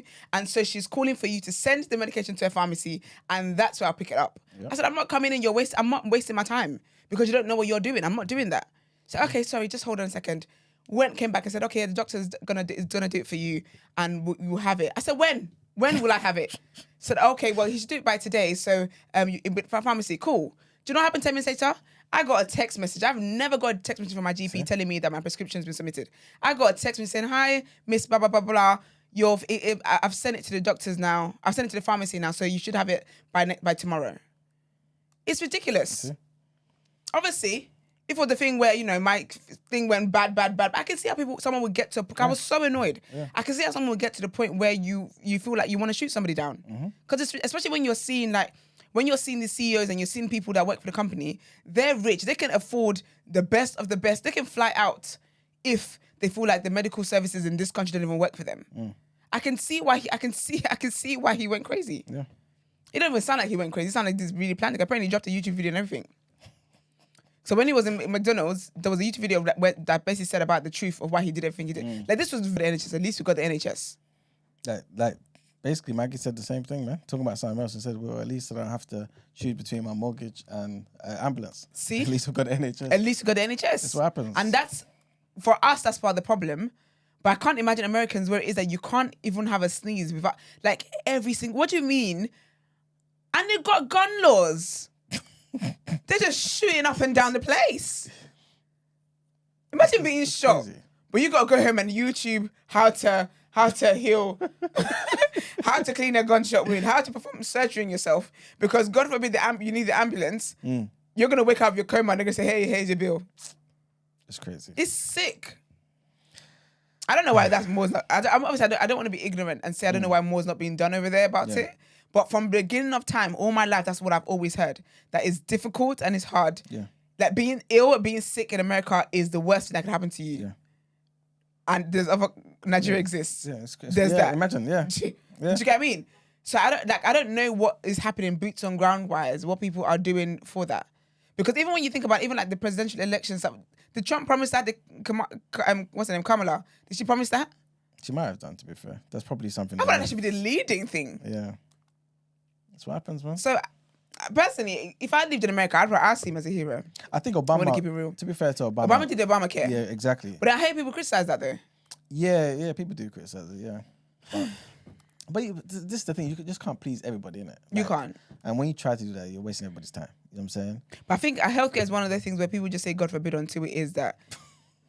Well, yeah, for real. Saying bids. Yeah. God in bid, saying bids. And then now here we are, acting confused about what's next. But see, this is why it shouldn't be the case, but it should create an incentive for people to take care of their health. Because you can't pay for insurance. You know you can't afford to be in a hospital bed for 6 weeks. America's obesity is wild. That's what I'm saying to you. They eat crap. They eat crap. But that's the thing, though. I don't know, because even with the crap, because the government knows how to. I feel like a government can make things. They can make people be healthy if they wanted to. But what's making it look like? All these things. The reason why there's all these fast food places and whatever is because the government benefits from these places being there. One thing I remember growing up here, I've never understood, because like in Nigeria, obviously people smoke whatever, cool. But in Nigeria, I don't know, maybe I might be wrong, but there is on the packet, there's no smoking kills. Maybe they just expect you to know that at some point it could possibly kill you. When I came to this country and I saw it in like white background, black bold text, smoking kills, I couldn't understand why it was then that. Like, because for me, it felt like a warning. Yeah, exactly. So it's like, we're not going to heed the warning kind of thing. But again, the government could just sort that out by just making it unavailable. Yes, we will go the illegal route or whatever. However, when you really think about it, the numbers would go down. Look at vaping. Vaping, they're saying, could possibly be worse than even flipping cigarettes. Yeah. But somehow... The Tories were trying to stop that, remember? They're trying to. But I just feel like there's ways for government to do this thing, because again, you say you don't want these things. I mean, our government now, they're taking away that you can't do buy one, get one free on thingies anymore. You know what you can do though? 3 for 2. 2 for 1. Do you get what I'm trying to say? Yeah. So I feel like the government has the power to do it. If they wanted to, they could do these things. You're using the power to create this new black wall flipping tunnel that's going to cost them £5. But you can't, if you know that, okay, there's a lot of pressure on NHS because, or the healthcare services around the world, because people are unhealthy or whatever it is, all right, then we're going to ban all these fast food places. Then we're going to do this. We're going to create things that forces people to have to obey. I don't think the people in North Korea are unhealthy. And overweight. Respectfully. I mean, their president is. But, it's that little Humpty Dumpty. But, maybe that's not racist to say. But anyway... It's just, I feel like again the government could do these things because like we've established, the same way people should ideally take care of themselves and ideally prioritize spending money on certain things. Human beings are just not wired that way. We're just like our body, our flesh, our minds is not wired to necessarily do what's best for us in that regard. And that's where the government is. The government meant to be there to take care of the people, no? But So when it comes to certain things. it's also because of the options, though. Yeah. Because there's certain things that as you've grown older, as you've read more, as you've cared more about your appearance, your health, your inside, your outside, there's certain things you eat and don't eat. You know what I'm saying? And But again, people can't afford it though. Because even when you look at like a healthy shop, yeah. that's what I'm getting at, by the way. I'm basically trying to say that at least when you have the options, right, and you want that to be the case, there should be something in society that allows for that. Yeah. Companies should be allowed to basically source certain things from certain farmers or whatever it may be to create something that's affordable. Yeah. They can't afford it because the government, this is the government intervention again, is creating fertile ground for fast food restaurants to do certain things, allowing them to keep their profits, not taxing them high enough so they can reduce prices. So the alternative is, let me go there. Yeah. This is what's happening. So these smaller businesses are not going to have the same opportunities as the bigger businesses. It goes round in circles. This is what And that's it. Do you know what? That circle is so big because even when you think about like, even if people were to have the option of making healthy foods, it might take longer. People like the society we live in a very fast. I thought it stopped. Fast production stuff. So even when it comes to people are working long hours to be able to afford life, as in home, food, whatever. When you then come home and you got kids, you can't then afford. You don't have the time because you're too tired to make a healthy meal because that might take longer than just putting something in the microwave or putting something in the oven really quickly. There's that. If you've got multiple children, I'm sorry, but it was society I created, first of all, 2 kids max. 2 kids max. Because I don't know how, like, 2 kids max, nobody's allowed to be a single parent. You have a child with that person, unless it's an abusive situation, you got to make it work. Is it broken? I think it's calf, This is what happens when it is that we're talking about this. And North Korea. No healthcare and everything we talk about is a problem. yeah, but they have bots to basically kind of clock it. And take us down. These people are haters, man. Yeah. That's why you need to create your own, guys. We tried to, they're blocking not us. hearing anything What you you're talking about? We are creating our own. They're not hearing anything you're saying. God damn it. But How do you know? I genuinely saw the FM4 as France. yo, let's get off this topic, please. Are we still Wait, streaming? this is the topic of the day. They're gonna pop us down, innit? Oh, man. I could have been an hour ago, you know. This is how, sir. So I could have been an hour ago. But you know what's I mad? saw. I was gonna call them two of the dumb and two of these. That's rude. Who? Salah and Black Rob. What are you gonna call him? Nothing. I saw the That would have brought the stream back. I saw you just started that stuff again. I said nope. Not today. Not today. But then I started enjoying the show, so I said, actually, let me come in. Imagine. You're ridiculous. You're an actual egg. I actually thought that you were gonna go with the first thought. Huh? I just thought you were gonna go with the first thought. No, I was, but then it changed in real time. No, I know. I thought you should have stopped at the first. I shouldn't have told you. You're thinking. Ah! Yeah. It was by the neighbor. Someone did steal Yeah, it. but you they see? didn't leave anything, so I wouldn't have known. It's only because the police were next door. Okay. I went over there and she's like, I've got a parcel for you. Do you know what's mad though? Like, so how do we have these conversations then? To be fair, actually, when we got our own thing coming up, Precisely. That's we how can have this do it. conversation as There much as you we go. do. Because popping things down on account of trying to make people smarter and wiser to these things is crazy. It is indeed. Which, by the way, will be harder to have our own thing if under certain circumstances where taxes are higher and, yeah. Just wanted to throw that out there. I don't know what that's got to do with price of Socialism. I don't know if that's got to do with price of TMB. Anyway. So are we moving on to headlines? We're back though, innit? Sorry, no, I am going to really look to ban this guy from any public Who's that? link ups. Who? This one, the rock climber. Financed a car with Brent, it's your Wi-Fi connection, bro. TJ, man. Have you guys met up yet? No. Ah. I sent him prayer hands after he sent me his apology. But watch. This is it. He said, you're done. Watch. You're done. You don't even understand. I'm tapped into the actual mast outside. Like I have the fastest internet on the block. Sometimes they ask me if it is they could borrow some of my juice. And I say, no. No juice for you. No. Should sell it to them, bro. Nah. Because then they will keep You can come back. Yeah. I don't want them to come back here. then But you nah, have man, more it's money. it's sad. But I do wonder whether, it's horrible, man. So far, I put a poll up, right? Is Luigi a hero or a villain? Yeah. 66% say hero, 33% say villain, and it's still... It's funny how you are just cool with murder all of a sudden. Not me. No? No, I put villain. Who's you lot? Everybody's I don't know. still all Yeah, nobody 66%. said their thing, Why you man. side eyeing I never side eye. It was. I just looked through the side. But I'm not cool with murder, but I can understand why he said that though. Why he did that. Because I think when we like sometimes people forget what people's reality is. Like being constantly in pain, and then going back and forth with your insurance, hearing your mum shouting in her bed at night time because she can't sleep because she's in pain. And it's just like, yeah, man. Oh, yes, Margs, who was the book for? No, it weren't for you, man. There you go. You didn't look up when you said that. No, it weren't. Oh, okay, fair. I don't assume E-Man needs schooling on capitalism. He's a capitalist. Fair. He knows it through and through. Okay, fair. Would you like to say who it's for? You see, this is what you do too much. I said in the chat, I said it's for the masses. For anybody that might be... So what, Yeah, man. what did you learn from the book? Huh?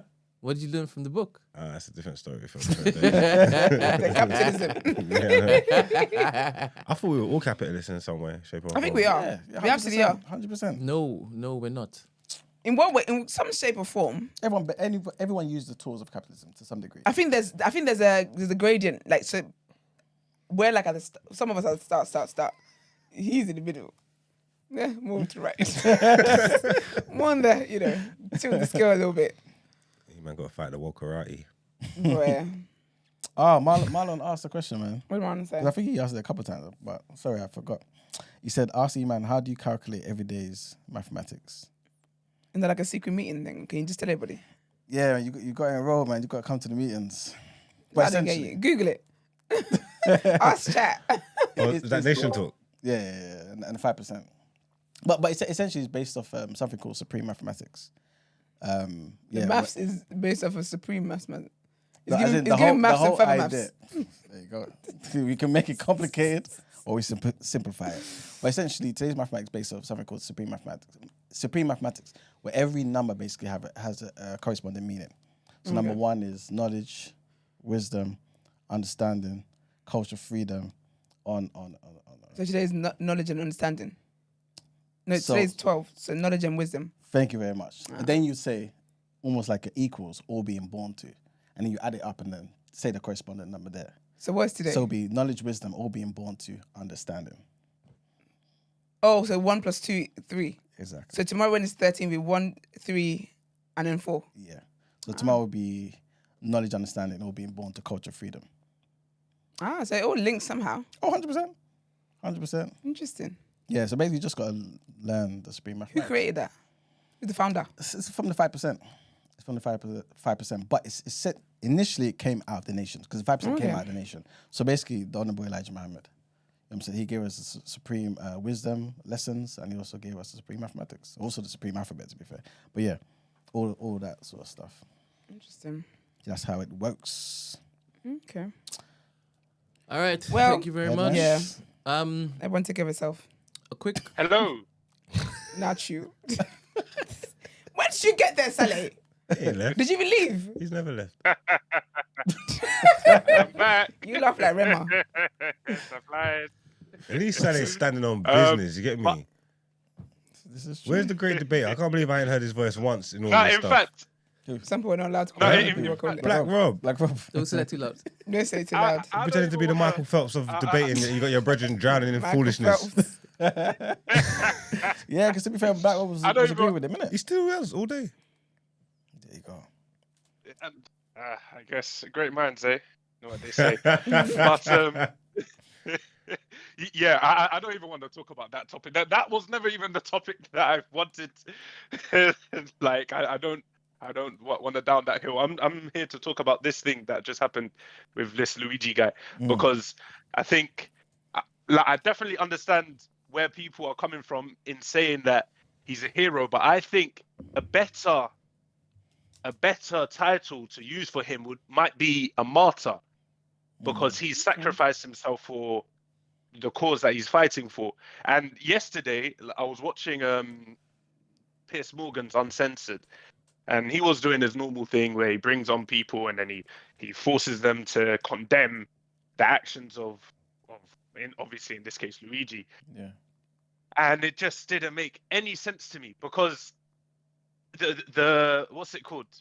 The stances that these people take is almost like they're intentionally trying to just make people angry, because it's clear no one, well, I would hope that people don't walk around thinking that assassination is ever a good thing to do. Yeah, exactly. We all understand that this man has broken the law with what he's done, and like I would even hope the people that have called him a hero also do understand that. So, but obviously in that poll that Brent has given out, is you can answer either or. And the thing is, we need to really look into the reasons why people do things, and that they don't overwrite the action, but it explains things. And then with looking into history and reasons why people have done things in the past, we can then make the changes, the relevant changes, to make sure that these things don't happen in the future, because that's the point of society. The point of society is so that we can build, like put things in place so that we don't have things like this happening. So if the best thing for us to do to ensure that this thing doesn't happen in like going forward is reform, or I don't know why I'm saying we, but well, it happens everywhere anyway. So the best thing to be done is to reform the especially the health insurance policies and how they act. Mm-hmm. Yeah, because well, I'm taking out on you. I'm getting a bit frustrated by the way Piers Morgan, he does it all the time, but he was definitely pissing me off yesterday.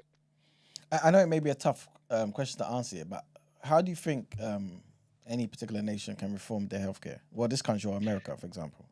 Well, there is two different things that we're looking at here, because this man is honestly, it's like he's literally got two horns. He's in the healthcare industry and the insurance industry. It's like really a double whammy with this one, because literally these healthcare insurance companies is crazy, because you'll be paying them probably all your life, monthly. If you miss a payment, you'll hear about it. But then when it now comes to, okay, there's actually a problem with your health, you might be at home in pain, suffering. Then that's when they'll come and say, oh, you know what? They actually have full-on departments where they pay solicitors, their own solicitors that you are paying for. They pay them to find ways to make sure that they don't pay out to you, which is crazy. So how the government could get involved and change that, it's difficult, because with a product like this, and right now specifically I'm talking about the insurance. So if anything, I would even say it's the insurance industry can't necessarily be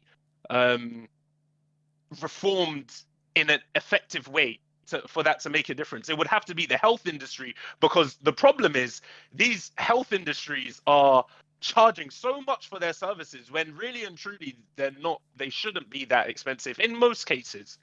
So we need to reform this. And when we're speaking about this, now this comes back to a topic that I am actually very passionate about, and we can use an example like in the UK.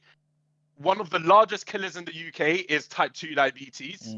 And what is the best way that we can avoid people developing type 2 diabetes in their lifetime, in a cheap way? Because the hospitals and the medical professionals will diagnose people and prescribe them with medication, which is very, very, very expensive, which they need to be on for the rest of the duration of their lives.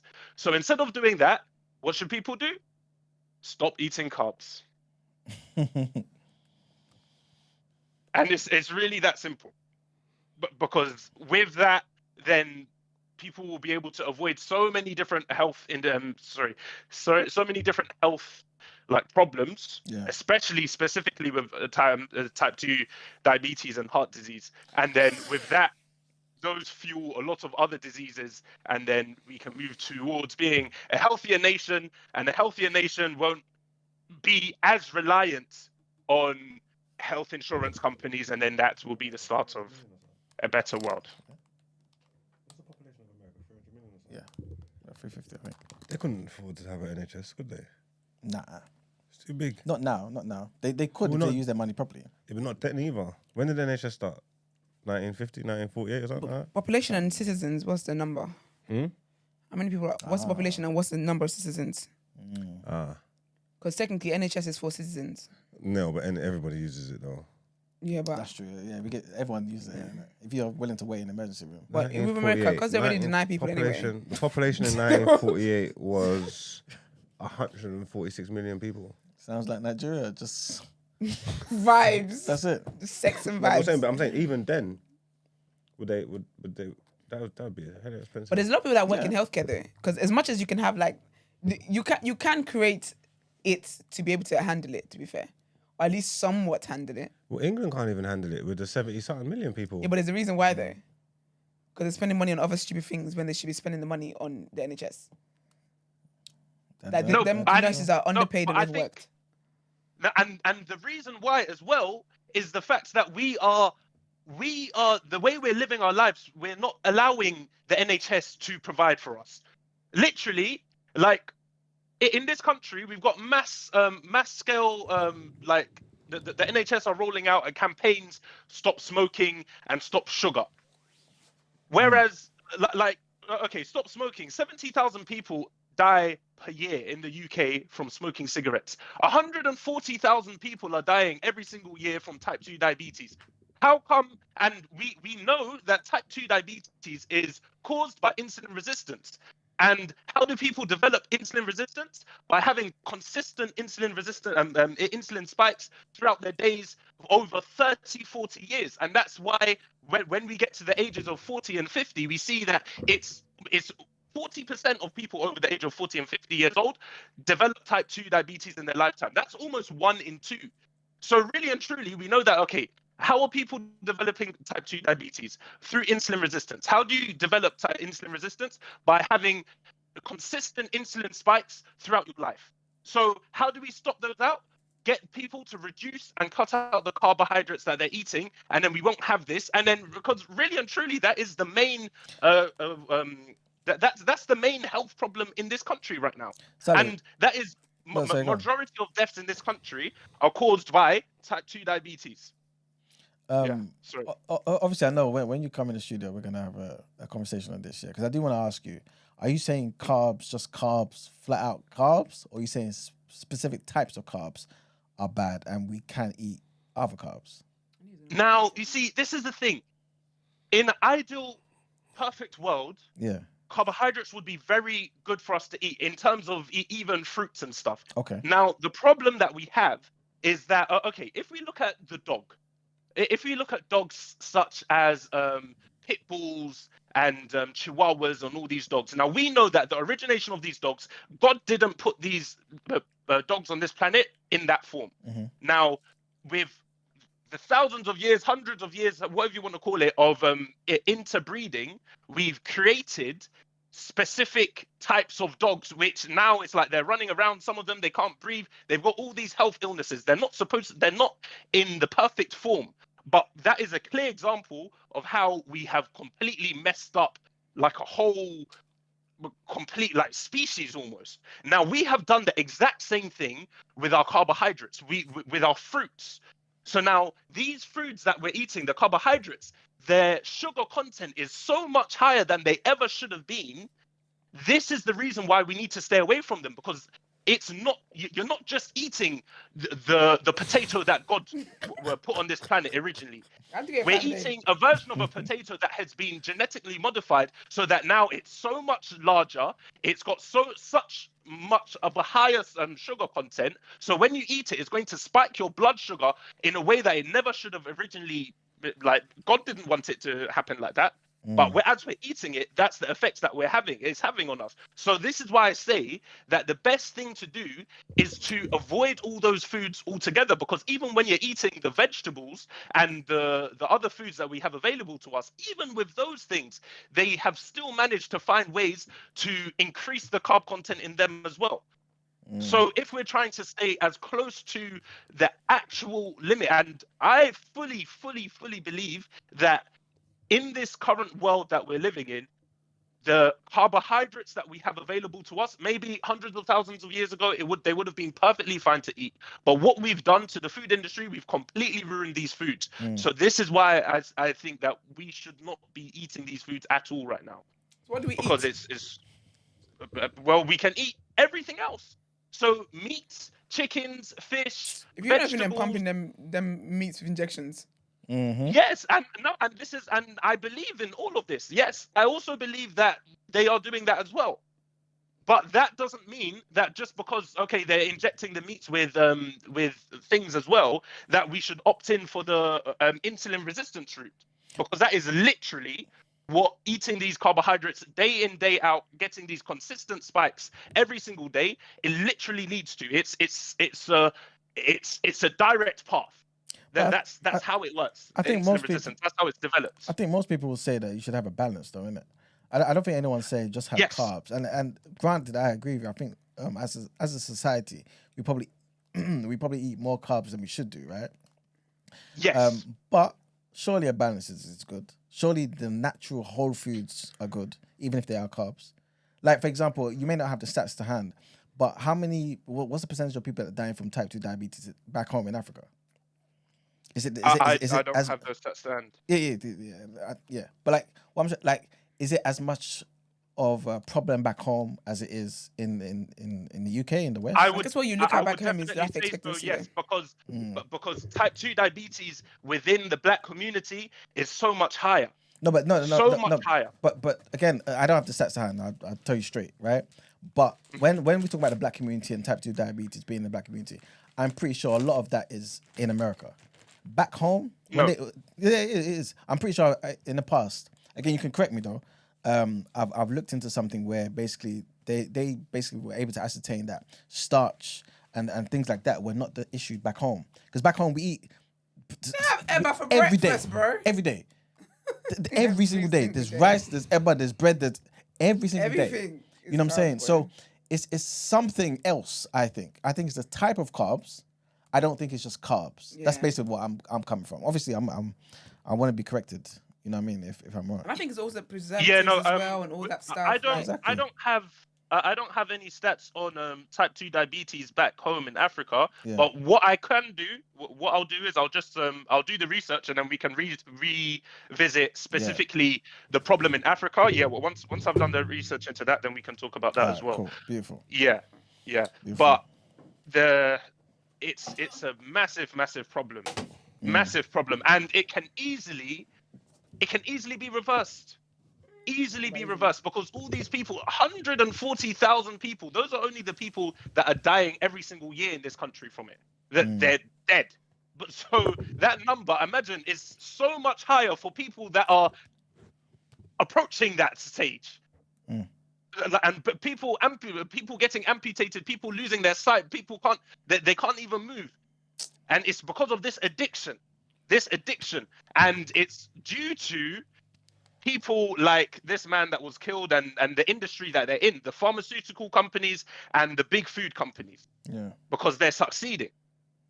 So the best thing for us to do is for everybody individually to wake up and actually do their own research as well. And also as well, like in the Discord, I can send loads of different documentaries and studies for things to read, for people to read up on, because the only reason I feel so passionate about this myself is because I've done the research. And I know that if somebody was to see the things that I've seen, you will also start speaking with the same veracity that I'm speaking today. All right. I mean, I think you're unmatched, but I hear you. Anyone else would ever speak like you, King. All right, Sally, man. Appreciate that. Thank you. We do have to move on, man. But we're looking forward to when you come in, man. So obviously we can talk about this and other things, man.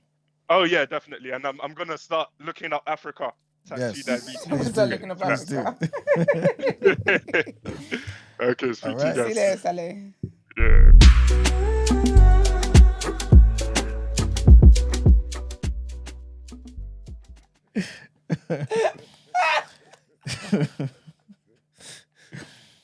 All right, people. So this is a serious one, though. This is a serious one. Brent, Okay. we need some trigger warning, please. Oh gosh, what now? I think we spoke about a bit here and there and stuff like this, but basically, Sarah Sharif's father and stepmother are facing life in prison after being found guilty of murdering the 10-year-old girl at a combination of a horrifying campaign of domestic abuse. These animals were doing this to their child, right? So Irfan Sharif is 42, oversaw a culture of violent discipline within the family and confessed during his trial to attacks on Sarah with a metal pole and a cricket bat. 10-year-old girl. That's terrible. When the little girl was found dead by police, tucked into an upstairs bunk bed, there were signs on her body of human bite marks, iron burns, and a litany of broken bones. The old baby heard Sarah had at times been tied up with tape, and a hood was placed over her head during prolonged periods of so-called punishment, which amounted to torture. Sharif, who's a taxi driver, fled with his family to Pakistan after Sarah's death on August 8th, leaving behind a note confessing that he killed his daughter. 2 days later, he phoned police from Islamabad to give a detailed account, telling the call operator, "I've killed my daughter, I legally punished her, and she died." At trial, Sharif branded his own wife, Benash Batul, who's 30. He brandished her evil and told jurors that she had been responsible for violence within the home before he dramatically confessed his guilt to the jury midway through his evidence.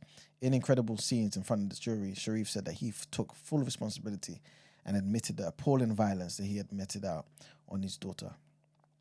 He appeared poised to plead guilty to murder, but cowardly he refused to take the step. A jury returned his verdicts on Wednesday, finding Sharif and Batul guilty of murder. Why do they get jumped every single day in prison? I don't even know if I should say this, but this is the source. This That's is so why horrible. certain countries back home, they know how to deal with people like this. That's They know so how to. horrible. We don't need to waste our tax money That's on so horrible. animals like this. That poor baby. Shouldn't have to be doing this at That's all. so horrible. Get rid of them. Next headline. And MPs have been told that contraband is brought into prisons in children's nappies and through the use of drone drops by organised criminal gangs. This came as Prisons Minister Lord Timpson called for the use of drugs in UK jails to be treated as a public health issue following the deaths of 17 inmates at Park Prison in South Wales. Lord Timpson said that we have got a long way to go on drugs, a long, long way. I think we need to see it as a public health problem, and I think we need to ensure that when people come in with significant drug problems, there are opportunities for them to turn their lives around. Substance-free wings, I think, are a really good way of supporting people. So he told the PA news agency it's important that prisoners receive a wraparound service, adding some people sadly don't have a drug problem until they go to prison, which is shocking. The comments came as a watchdog found that HMP Kirkham in Lancashire, Borden was contributing to the highest drug use among open jails in England and Wales, Category D prisons with the lowest level of security. And the next headline, I'm not too sure if this is in. Oh, yep, it's not in your in Word of Road. Jamie Foxx apparently joked. I need to watch it. That's why I want to watch the full thing. I might watch. I'll watch it today when I get home. Actually, I heard it's good. It's on Netflix. Yes, Netflix. A Netflix special. Yeah. Well, he joked that he's no longer interested in dating white That's a women. damn lie. Years after his high-profile 6-year relationship with fellow actor Katie Holmes. He said it in public. Yeah. Jamie Foxx and white girls is what Saleh is to keto. That's just the order of life. That's how it happens, man. He's funny. He had all the black women in the audience cheering. He was saying like, I'm saying, I'm not dating white women no more. Should have had Christine there. Should have thrown it tomorrow. No, but then in the after he done the whole praise and worship, but he's home, he's not dating white women no more, and in the end he went in public. Basically. Yeah. Yeah, man. That's basically what he said. That's so funny, man. In the stand-up set, the Ray actor humorously declared his shifting preferences for a tongue-in-cheek piano ballad. He said, "Sisters, I'm here to tell you, I've been cured. I've been cured of everything. No more white girls. I'm serious. No more white girls. And no more white girls. Yeah, but he said, Do you know how funny it is for that particular thing to seep into the news, innit? the public, national and global zeitgeist? Like, yeah, because you've been the face of white girls. Do you know how mad that is? Damn. Imagine he said, no more potato salad and raisins. No more white girls. No more spray tan. No more big titties. No ass. No more white girls. I gotta let him know. Then he said, no more white girls. In public. Put the camera on me. No, because you could speak to white girls having bum bums. So what? He's saying that all white girls have big titties and no bum bum. The ones he goes for, I guess. This is it. This is it. Brent's gonna end up with a white woman. What? Brent? Mm-hmm. I couldn't see that. I could. I could. Do you can? It'd be your biggest. It'd be your If Brent biggest. does that, then boy. I feel like the new Your biggest heroes are always the ones that disappoint let you. you down. Always. You always say never meet your heroes. If Brent does that, I'll quickly get Stephen on the phone and say we've been compromised. It's going to quickly be the new white. We can't have that. That is impossible. But yes, that's pretty much it for headlines. All right. Time to pay them bills. Let's get into Word and Road.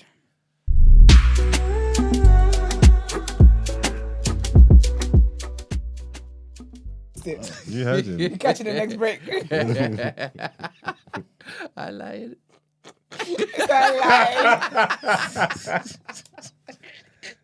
Somebody, please. You're actually such an egg. So I lied. Oh, bad. What we're talking about today, this is actually very sad. This is very, very sad. I hate when I hear news like this. But basically, there's a Disney influencer. Her name is Dominique Brown. Very, very sweet girl. This is what she looked like. She's like a Disney enthusiast and all that kind of stuff. She's an influencer. She's a Disney influencer and stuff. Unfortunately, man, she passed away. She passed away she's 34 years old. She was 34 years old. And she passed away at a brand event, a brand called Lunchbox. And do you know why she passed away? She had an allergic reaction to the food. Despite telling, apparently, she told the venue, told the organisers, whatever. She suffered an allergic reaction and sadly passed away from that. Very, very young life. Very, very vibrant soul. It's just so horrible. Her brother posted on Instagram. Well, he posted under her post, under her last post, and says, "Hi everyone, this is blah blah, Dominique's brother. I wanted to take a moment to say thank you to her social media fam for showing her so much love and light. Disney did bring her joy, but it was unparalleled that she found a community who loved her and Disney as much as she did. I will miss my sister and best friend and that infectious smile she always had. Thank you truly from the bottom of my heart." And then the brand that she was there for, as in for the event, Lunchbox, they also released a statement and they said that we are devastated by the passing of Dominique Brown, a beloved member of the Box Lunch Collective, who suffered a medical emergency at an event hosted by Box Lunch on Thursday. And they said, our hearts go out to her family and friends, and we will do everything we can to support them and the members of the Box Lunch Collective and our team during this painful time. I did hear as well that they offered the influencers that were also there counselling to help them with obviously having to see that and deal with that in real time. Well, love and light to her, man. It's just so horrible to people, like how allergies aren't taken as seriously as they really should be. It literally is a life or death situation. So RIP to that, babe. Speaking of which, of Disney and all that, Selena Gomez is engaged. I really like Selena Gomez, but the Justin Bieber fans don't. I'm hoping because she's engaged now, they would just get off this girl's neck. Because one thing they're going to do is just bully her. But anyway, she's engaged to a guy named Benny Blanco. And she posted saying, Forever begins now. Lovely ring, of course. She didn't say that. I'm saying it's a lovely ring. And then he commented saying, hey, wait, that's my wife. Really, really cute things. She always, since she dated, what's his name? Justin Bieber. It's just always been a thing. People were like, oh my gosh, they're so perfect together. And then even with Justin being married and whatever, like she just constantly gets cyberbullied. It's just weird. But anyway, congratulations to her. Did you guys talk about Floyd yesterday? Who? Floyd. Floyd. We're getting punched up. Yeah. No. So he's come out and said that was a lie. So there was a video. He was in Hatton Gardens. Is it Hatton? Yeah, Hatton Gardens. And apparently he was approached by anti-Israel protesters and was harassed and whatnot, and he had to be rushed down, blah, blah, blah.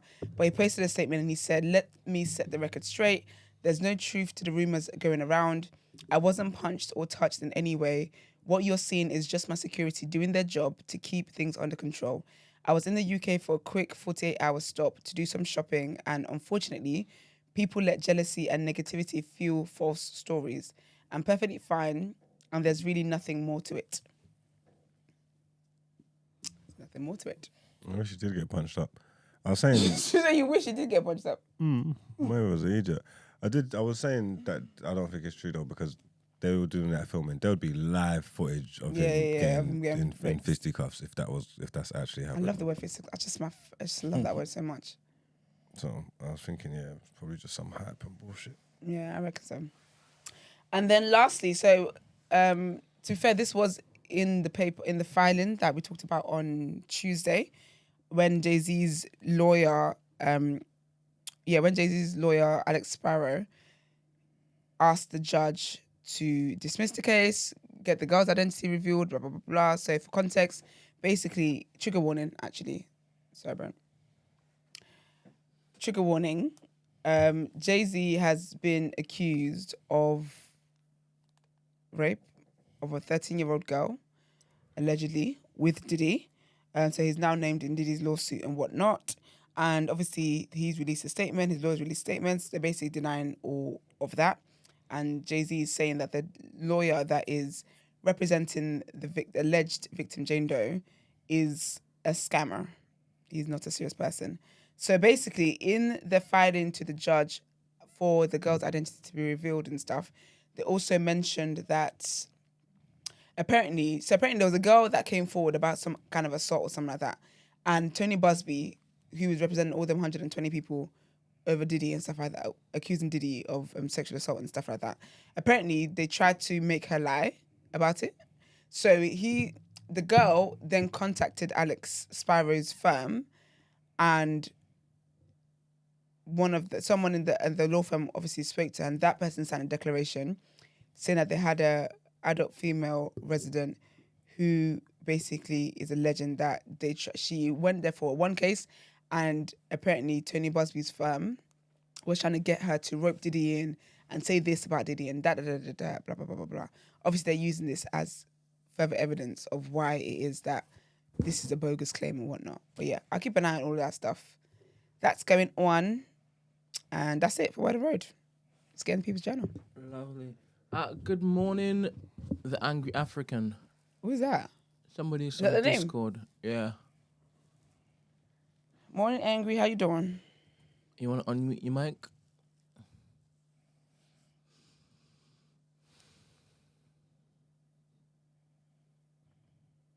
Going No. once? No. Twice. All right. Cool. Hello. Hello. Oh, here we are. Yeah. Good morning. Good morning. Hello. Can you hear me? We can. Yeah, we can. Yeah. I wanted to talk about the election that went on in Ghana. Oh, yeah. I think on Saturday. Okay, nice. okay. Yes, please talk to us, man. It's one of our headlines, by the way. In fact, we mentioned the headline yesterday, and we're gonna mention a part of it later today as well. But yeah, please talk to us, man. Yeah. What's going on in Ghana right now is a bit interesting, because the matter of which, like, the current government lost. It was literally like a landslide. They lost, I think, 13 regions out of a 16 region. Mm. And it's because they have been very, very poor. Like they've been very abysmal, and it shows that the Ghanaian youth are beginning to be a bit wise enough, because previously what they used to do is, those, they just give them a bag of rice, give them a t-shirt, Oh, yes. Yeah. I love that. and Boy. they like to vote for them. Mm-hmm. But with this election, when they were sharing all those stuffs, they collected it. They collected it fine. and still voted against them. Oh wow, that's good. They voted like all their MPs. They lost all their seats. So currently, like the president that's coming back, which is Mahama. Yeah. He controls almost 2/3 of the parliament, so he can literally do anything. Wow. As of now, and it seems like there's a lot of positivity behind him. And as of now, the agenda in Ghana is agenda reset. He's saying he plans on resetting the country, and like basically because this government just destroyed every aspect of the country. The judiciary, they corrupted the judiciary, every aspect, every police, the mining. They have their own party chairman involved in the mining, so they could not stop. Sorry, my bad.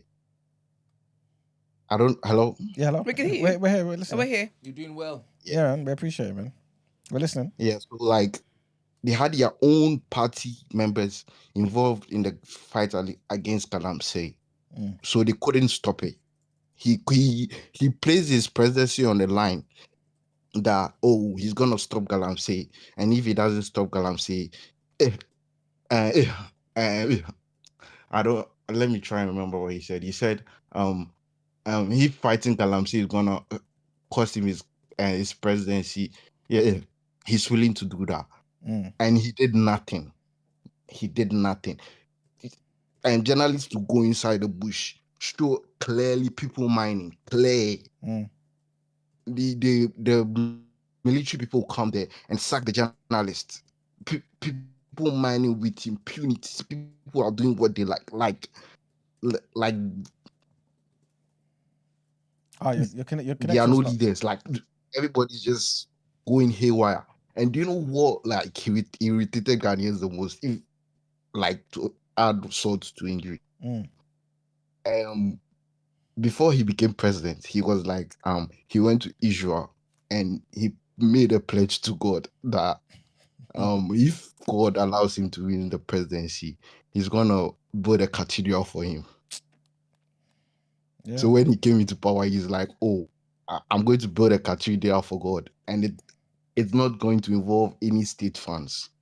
And we are there now. Then we realized that he was trying to pass through a back channel and make the government like fund the project. If not for an MP who alarmed the public, and he was forced to like bring the bill to Parliament. He would have just stolen the money and just placed it in that project. Sorry, let me relax a bit. No, take your time. Can I ask you, are you calling in like from Ghana, or are you based here? No, I'm based here. Okay, cool. So like, do you go back home like regularly? Yeah. Okay, so you're seeing the effects firsthand, pretty much. Yeah, because you can see it. Yeah. Like the country you left, even though it was bad. Yeah. But there was a couple of things that you understand. But you go back and everything is just going hill. Like it's drilling at a very rapid pace. It's like. So, but did you like his first time when he was a president, though, Mahama? We all supported Akufo-Addo when he was coming back, because Mahama also had his flaws. As at this time, we were having electricity challenges and many businesses were collapsing. He planned on doing the long-term approach, which caused him his presidency. So Akufo-Addo came, everybody was optimistic. Everybody followed Akufo-Addo. Then he just came and disappointed Ghanaians. Akufo-Addo was. People are saying he's gonna go down as Ghana's the worst president ever. That bad? It's true. Wow. It's true. If I tell you the things he has done, But now the cathedral. Let me go back to the cathedral. The cathedral. Do you know? So they got the money and they said they are starting inflated the prices. They paid some architects some bogus money. Okay, they drafted. Now, where are they going to build the cathedral? They said in the middle of Accra, prime areas in Accra. They broke buildings of judges and the Malian embassy. They broke the Malian embassy, big buildings, just so they could create a cathedral. Now they've dug the hole. Yeah. They don't have money to finish it. Yeah. There's just a big swimming pool, which cost the Ghanaians $53 million. That's ridiculous. And this, by the way, I don't want to make this about what we were talking about earlier, but this is what happens when governments choose to do certain things. You know what I'm saying? Thinking that this is what the people want. They've just squandered the money. Wasted it completely. And then what they'll do is try and maybe get a loan. Talking about the money that was the $1 million that was found in one of his minister's bed, and he came and we are not even talking about the nepotism. We are not even talking about the arrogance that he was talking to. He went to one town, and the people were like, "Oh, you promised us road." Yeah. We just want to remind you that we remind you of your promises. Yeah. He was like, you people should fuck off if you don't vote for me. but let me ask you this though. How much blame? Because I know obviously it seems like you're blaming Akufo-Addo, right? No, I'm not blaming. Yeah. You're blaming him in part, right? Yeah. Because he's literally. You know why I'm blaming him? Because not only has he destroyed like Ghana, like the corruption on everything. Yeah.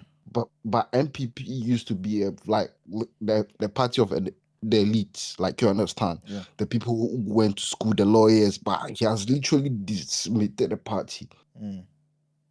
So as of now, Ghana doesn't have a strong opposition party. Yeah. Understand? Yeah. Because he just puts incompetent people there. That's why I was saying this to one of my friends the other day.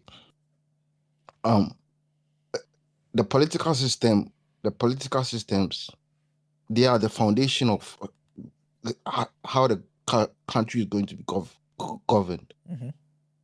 So if the foundation, the political parties, they are not vetting the people, they are not putting the right people in the right positions, and they come and put up a candidate, it's all going to I don't know if you guys understand what I'm saying. Yeah.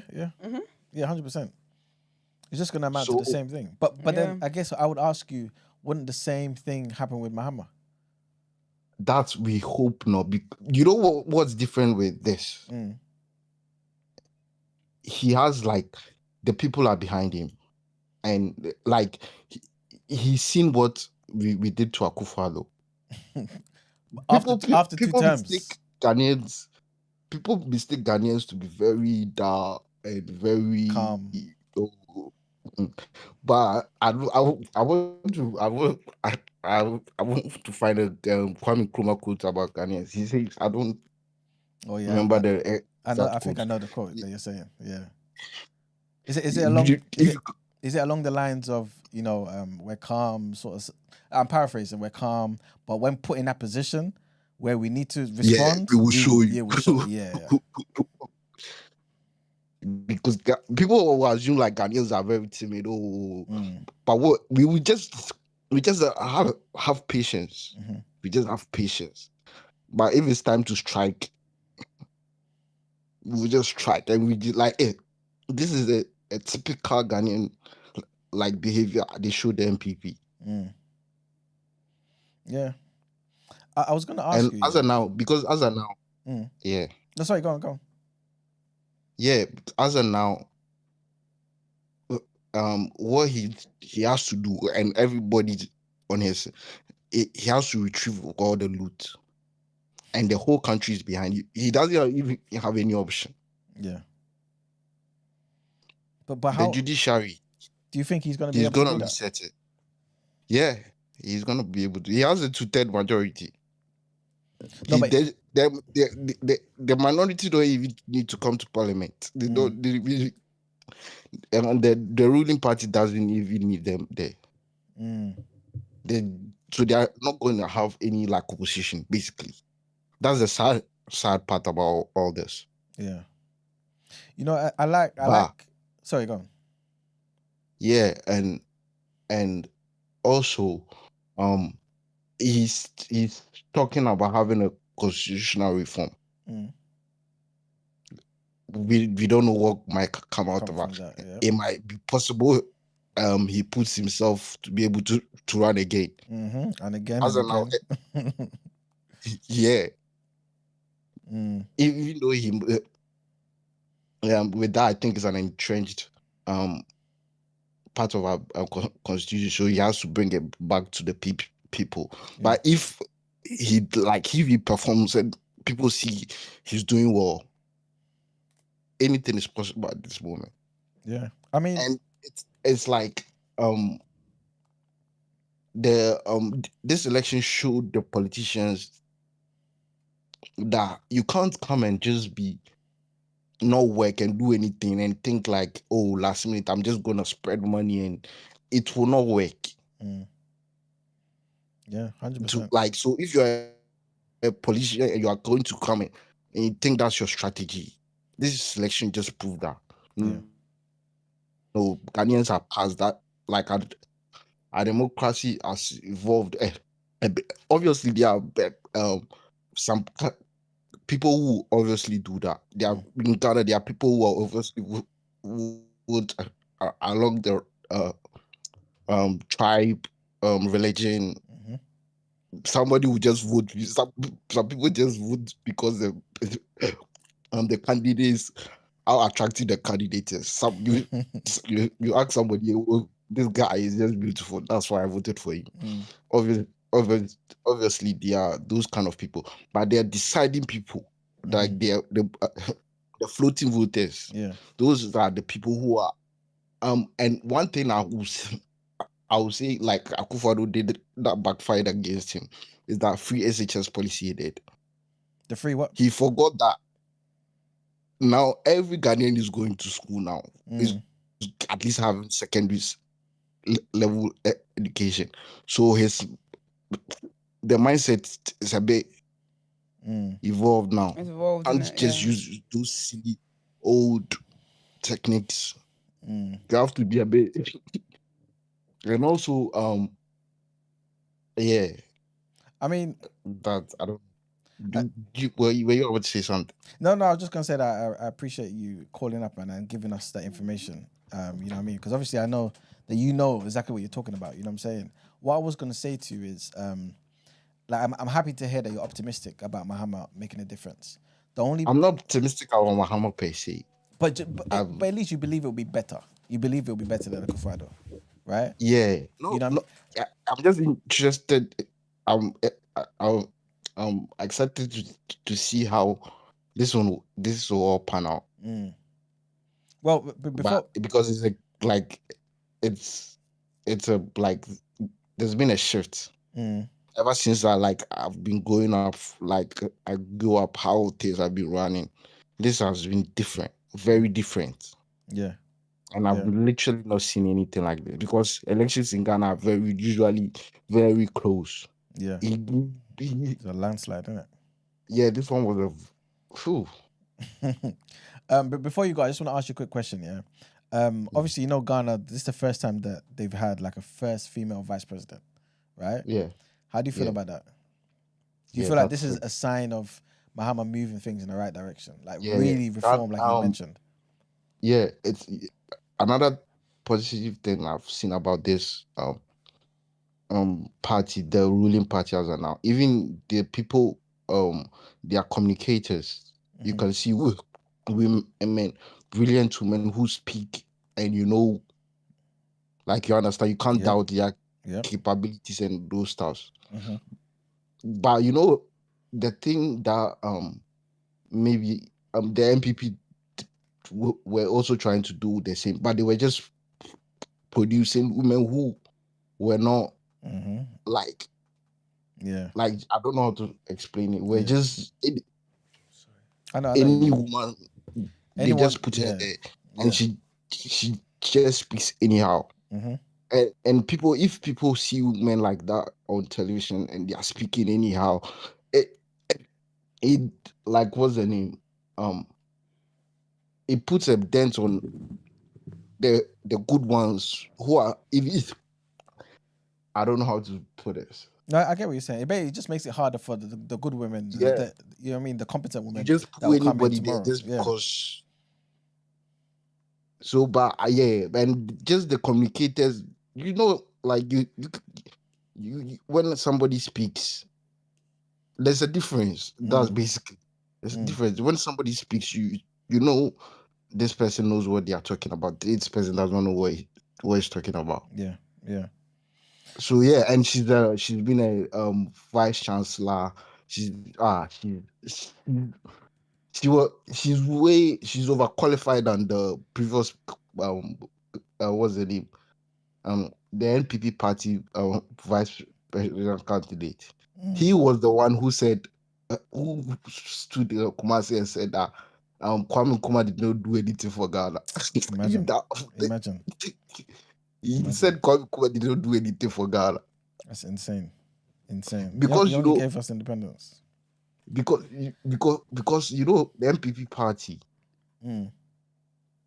I don't want to go into details about because their roots come from JB Dankwa. Akufo-Addo's I don't know if it was his great grandfather or his grandfather was JB Dankwa. The people of the Big Six, the people who I don't know. I don't want to go into. It's a long. We'll probably have to use a different day for us to go into the detail like that. You know what I'm saying? But I feel like I know we're about to go with it. What's your name? I'm Abdul Basit. All right, thank you very much for calling in and giving us that insight. That was amazing. Yeah, man. Appreciate you. Bye. All right, people. You ready to press the thing for People's Journal?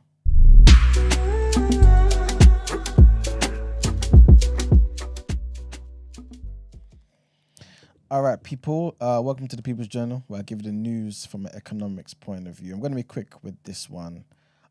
Basically, the government's concerned that Christmas train services could be disrupted. Why? Because there's going to be staff shortages. This is what the Rail Minister said. Lord Hendy basically said that the Transport Department was going to keep a close watch on staffing. You know what I'm saying? But obviously, I think it was yesterday I read somewhere about how a particular union is basically looking to use the Christmas period as an opportunity to basically strike and get the things that they want to. I believe it's Avanti West Coast train managers. They're voting to strike for 3 days over the Christmas period. So obviously, if anything develops, I'll let you guys know, but bear certain things in mind, innit, when you're making your travels every day. Next thing I wanted to mention is apparently Elon Musk's car firm, Tesla, they tried to push the government to make petrol car drivers pay more in the days after Labour won the general election. Can you imagine the nonsense? So he basically tried to get into the, British politics arena and basically try and influence them to make things difficult. Obviously, this would be to help his agenda and stuff like this. But again, this is what happens when people have that much influence on the government and the government allows them to get away with certain things. Let them keep all the taxes that they should be paying and things of that nature. Obviously, we spoke about this briefly when we mentioned that how Elon Musk really shouldn't necessarily have a chance or the opportunity to really be meddling with the UK's affairs. But that's apparently what they decided to do. Sorry, what he decided to do at the time.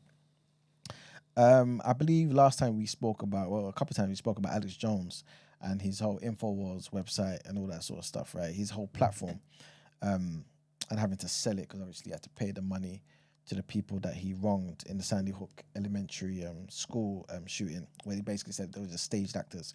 So they won $1.5 billion in their defamation lawsuit against him. And he was looking to sell the platform to the parody news platform called The Onion. I haven't heard of Onion. You heard of Onion, Brent? Yeah. Okay, so they basically were looking to buy it, but they've basically been rejected. So U.S. bankruptcy judge basically said, nope, we ain't gonna have it, man. There was a 2-day hearing and basically ruled that an auction for InfoWars didn't result in the best bids possible. You know what I'm saying? So obviously they want to raise as much as possible so that they can give that money to where it's meant to go to, which is the families of the victims of Sandy Hook. So yeah, I'll let you guys know what happens with time. The last thing, well, second to last thing I wanted to mention is the Australia's government basically are saying that they're looking to create new rules to force the big tech companies to pay local publishers for news. So this is obviously, I don't know, maybe this is a topic for another day, but long story short, they made a decision and about something that occurred, I think it occurred in 2021. There was a world first law that basically Australia passed, which is designed to make all these top companies like Meta and Google pay all of them people that host news on their platform from different people, basically get them to pay for the people that they're getting the news from. Because obviously, a lot of the time you just go to Google or you just go to Facebook or go to Instagram, whatever. You can get your news from there. But they don't pay the people that they get the news from, basically. This is essentially what they're trying to say. Especially the smaller news outlets, the local people who are on boots on the ground, innit? So, so what happened was the rules were announced early today, and basically it will require firms that earn more than 250 million Australian, dollars that they use over there in annual revenue to enter into commercial deals with media organizations, or they're going to be hit with higher taxes. So this scheme is, like I said, it's yet to be finalized, but it's going to apply to all the sites such as Facebook, Google, and TikTok. And yeah, they're just trying to they say they're obviously trying to help those people and level the playing ground sort of thing. But if you tax them, I don't know how that does, because I guarantee that tax is not going to go back to the people. But this is governments doing certain things. And obviously people from Meta, they put out a statement and they basically said they're concerned that the government was simply just charging one industry so that they can subsidize another industry. And yeah, that's the back and forth that's happening over there. And the last thing I want to mention is Kemi Badenoch. She's back in the news, man. And I'm pretty sure you guys are aware of the time where she she made comments about Nigeria. Yeah, I remember. Yeah, basically, where is it? The Nigerian Vice President, Shetima, right, suggested that Badenoch could remove the Kemi from her name if she was not proud of her nation of origin, right? Because they're basically saying that she was denigrating Nigeria, right, with the stuff that she was saying, talking about the corruption, talking about the stuff that we know exists, basically, right? And I get that they're not happy about it, but the issue exists, and the woman is Nigerian. Like, she could talk about it. We talk about it on the show. Can't she talk about it? You know what I'm saying? I guess sometimes it may depend on who it's coming from, because you may feel like there's a ulterior motive there, and it just maybe, you know what I mean? Just bring them down. And how come you can't see the problem there? What do you mean? I mean, she's gone and she's dancing for the white people. These white people who are responsible for half the stuff that is wrong in Nigeria in the first place. Yeah. And she's now saying that Nigeria is full of problems. Yeah. You don't think that there's something wrong in But that's what I'm saying to you. You wouldn't go and do that. I wouldn't do what? You wouldn't say go on the and show? do what? This is leader of the Conservative Party. Would you go and start maligning Nigeria? No, I probably wouldn't do that. So what innit? you talking But I about? probably What wouldn't you do think that I'm talking about about? other nations. But still, I still see it as, granted, there's certain things you shouldn't say about other nations, innit? Like, I hear it. But I think that's the Nigerian in her that just came out. You know what I'm saying? She just felt free enough to say it. You know what I'm saying? The way you looked So, you know what I mean? to protect these particular people, these specific I have to black protect black is people, man. crazy. You know what I'm saying? But, yeah. Anyway, that's basically what happened, innit? And, yeah, people, who was it? Shetima's comments. Spokesperson said something along the lines of, she's the leader of the opposition and she's very proud of her leadership of the opposition in this country. This is a spokesperson for Badenoch, innit? Saying that she stands by what she says and it's not the PR for Nigeria, innit? She says she tells the truth, she tells it like it is. She's not going to couch her words. So yeah, obviously Shetima was met with applause when he said what he said. He said she's entitled to her own opinions. She has even every right to remove the Kemi from her name, but that does not underscore the fact that the greatest black nation on earth is the nation called Nigeria. There you go, man. You just have to defend where you're from, man. That's all it is, man. But yeah, that's pretty much it for the People's Journal. Right. I'm just going to ask me for a friend.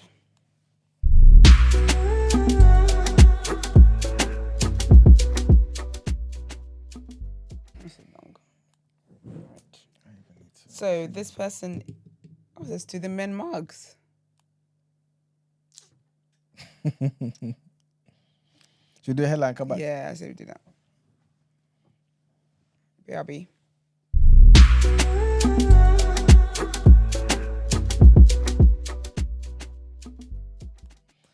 All right, people. So our last set of headlines, to be fair, we kind of spoke about one of them, which is the Mayweather situation.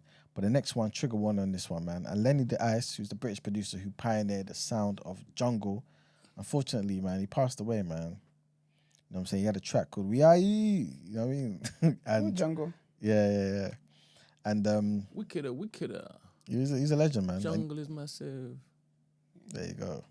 But he helped shape jungle in the early 90s. He's passed away, man. His friend and fellow producer, Matthew Copeland, posted the news on Facebook, writing, "You'll forever be the soundtrack of our generation. God bless my brother. Fly high and keep the party going up there." I'm saying no cause of death has been given. He was born in Lenworth Green in London. He later recalled being immersed in music as a boy. And this is what he said. I was into the new wave of hip hop and electro, like Mantronics, Johnson Crew, Africa Bambaataa. Plus, I'd grown up in the era of Gary Newman, the New Romantics, and Ska. He began creating his own music in 1986. He was using synths and drum machines and became immersed in London's acid house scene. But using a 6-track mixing disc at home, he utilized the Amen break, which is it's a popular, the hip hop people know, and especially the producers anyway. It's one of the most popular break beats sampled in hip hop. And yeah, man, he used that basically, and he was one of the first to use it in the context of dance music though. And it became a core component of the sound of jungle, which later developed into drum and bass. So that same drum pattern that everyone's familiar with, that's basically where it come from. And he was one of the first, if not the first person, to use it in this particular context, man. So big up the legend, man. That is Lennie De Ice. R.I.P. Our last headline is basically something that we spoke on the phone, briefly about with Abdul. Big up Abdul again. Ghana has turned a new page in its democratic journey by electing Professor Nana Jane Opoku-Agyeman as the nation's first female vice president-elect. So running alongside the president-elect, Mahama, that we spoke about earlier, her historic win under the NDC, the National Democratic Congress, in the 2024 elections has been widely celebrated as a groundbreaking achievement for gender representation in Ghanaian politics. Professor Opoku-Agyeman's election marks a monumental step for Ghana and serves as an example for the African continent. Her expertise in education and public service positions her to champion initiatives in education reform, gender equality, and youth empowerment. Her leadership promises to bring a fresh perspective to national policies, particularly in crafting innovative strategies to advance Ghana's education sector. Beyond Ghana, her election is a beacon of progress for female representation in African political leadership. Throughout Africa, man. Obviously inspiring women across the continent to pursue roles of influence as well. So, just for you. Big up her, man.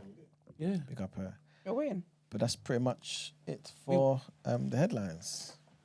All right, let's get back into Asking for a Friend. We went into it, you weren't here, so we went out and we came back in. All right, cool.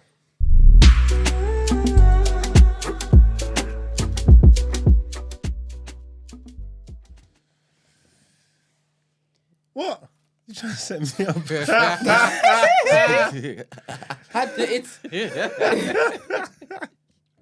Oh my God. Before I had a kind heart. Oh. That's crazy. All right, cool. So this is Asking for a Friend. It's anonymous, age between 27 and 33. We're trying to throw people off the Z. What's your name? Anonymous. Okay then. Why does he keep watching my stories every time I post?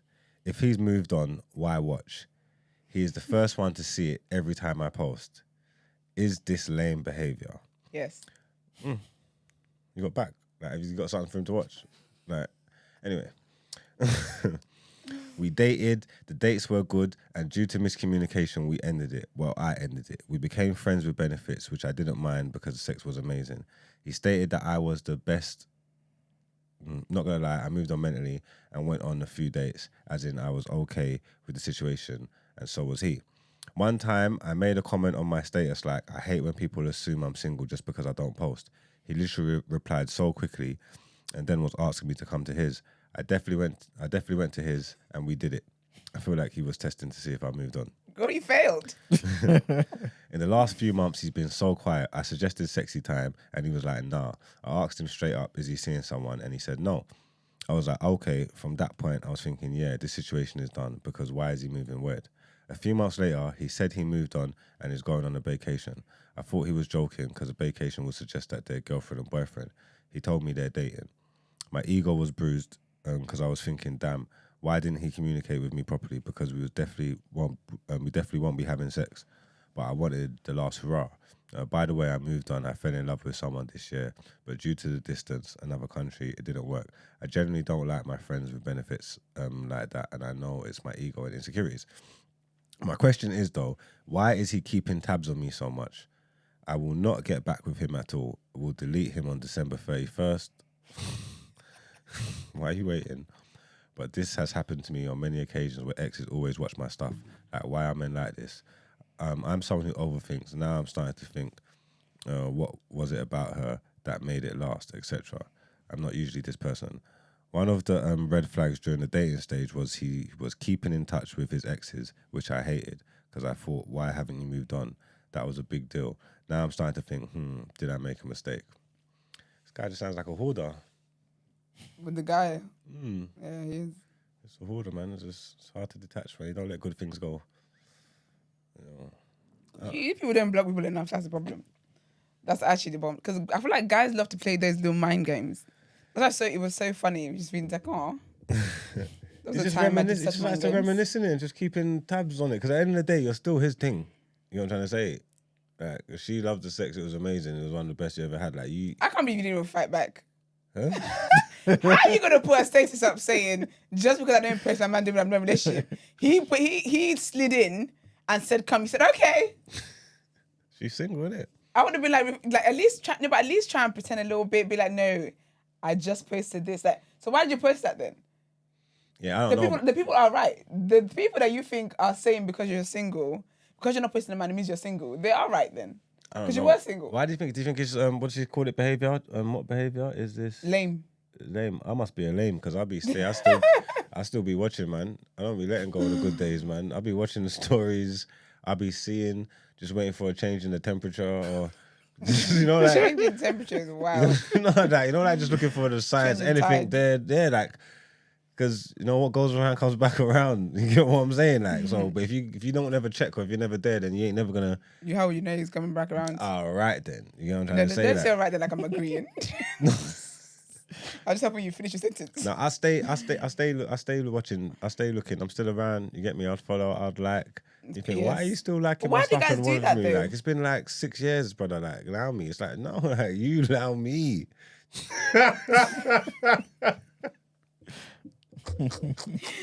Nah, you allow me. It's crazy. Personally, I don't think she has an issue with this. I don't know why December the 12th is different to December 31st. Yeah. He's not gonna make a move between now and then. He's still gonna be with the girl he's with between now and then, especially during this time, Christmas period and whatnot. Those people that wait till January 1st to set their 2025 in motion are destined to fail. Destined. They fell on January the 2nd. Yeah, destined to fail. You get me? You're not a serious person because you lack discipline. You need to start now so that your body is used to this by December 31st so you can keep that energy into the new year. I knew I didn't want to smoke weed next year. I stopped a long time ago. There you go. Well, it's a month, 5 weeks. Give or take. Give or take. You know what I'm saying? Because you know all he's going to do is say Happy New Year to her on January 1st. And that's it. Because she's going to go to block him on December 31st. Yeah? Obviously, she's going to wait into that 11:59 January 1st midnight, yeah? And his text is going to come in just as she's about to block him. Because she's gonna take a moment to think about it while she's on the block button. She's not going to block straight away. And then he's going to message and be like, oh, hey, big head, Happy New Year. Yeah, because the way he's praying her, he's more than likely going to say Happy New Year. He 100% will say Happy New Year. And also, block on what though? If you're going to block his number, he ain't contacting you anyway. That you know what I mean? When people block people on stuff they don't even contact them on anyway. It's like blocking me on WhatsApp. I wouldn't know. I don't have a clue. It's funny when people blocking you don't know, like, oh my gosh. Like, this is even the means of communication. It's not, and that's why I'm like, you're an unserious person because I don't think her 31st of December blocking is gonna be on Instagram where he prees her. I think games like this are exactly that. They're just games. And I think when you're tired of playing the game, you'll know. You wouldn't have to write a dilemma in to know to block him on social to stop preying you. Because guys will lurk, as you've heard here. Guys will lurk, and any chance you give them, they will try and find an opening. How do women ever really move on? Yeah, man. Do they? Absolutely. Well, she said she moved on and she found love, and I'm guessing No, it she didn't hasn't moved work. on. But she's like, if you really moved on, what are we doing here? Is she? Yeah, that's the thing. So she hasn't moved on because if you moved on, there's no way he would even have access to even see what you're up to on a daily basis. That's true. I know there's some guy that has moved on from me. I ain't never gonna be able to Yeah. see or touch You will these never guys see this face again. as long as I live. Like, ever. They're done. Done. They mean it. Exactly. I know the ones who don't mean it. Of course not. You Playing just games. floating around, just It's just silly. Do you know what I mean? Like, oh, I blocked him, but then you see him at the dance and you right in front of his where you want to walk past. Sister. It's like, I'll see you soon. I remember some man have got patience as well. Because remember, even though they're waiting, like I some think that's the man, worst thing a guy could tell you. You'll be back. some man could be waiting for their things for years. That's crazy. No, because I was waiting for you, but I wasn't like. I wasn't actively waiting. I was like, I'll see other people. Yeah, I But wasn't. I knew at some point we're going to circle back to No, this. I've been waiting for you. I don't mean I was missing any meals. I mean, I was straight. You know what I'm trying to say? That's why you can take as long as you need. Take years. Take as long as you need, because I'm good over here. We're back here. But we're going to see each other again. You get me? And I'll get you back.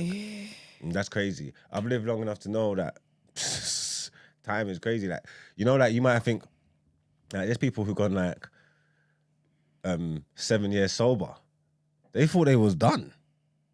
But you can fall off that wagon. You get what I'm trying to say? Like, it's just... Pull up. You put trigger warning? That is crazy. That is crazy. I have so much respect for those people as well. Is that crazy? Yeah, a little bit. What's crazy? No, but it's just life, though. I'm saying, like, it's not... 100%. It's an everyday fight. It's an everyday struggle. You got to be committed to the cause every day. And I'm saying that you could be 6 years deep. What are you talking about?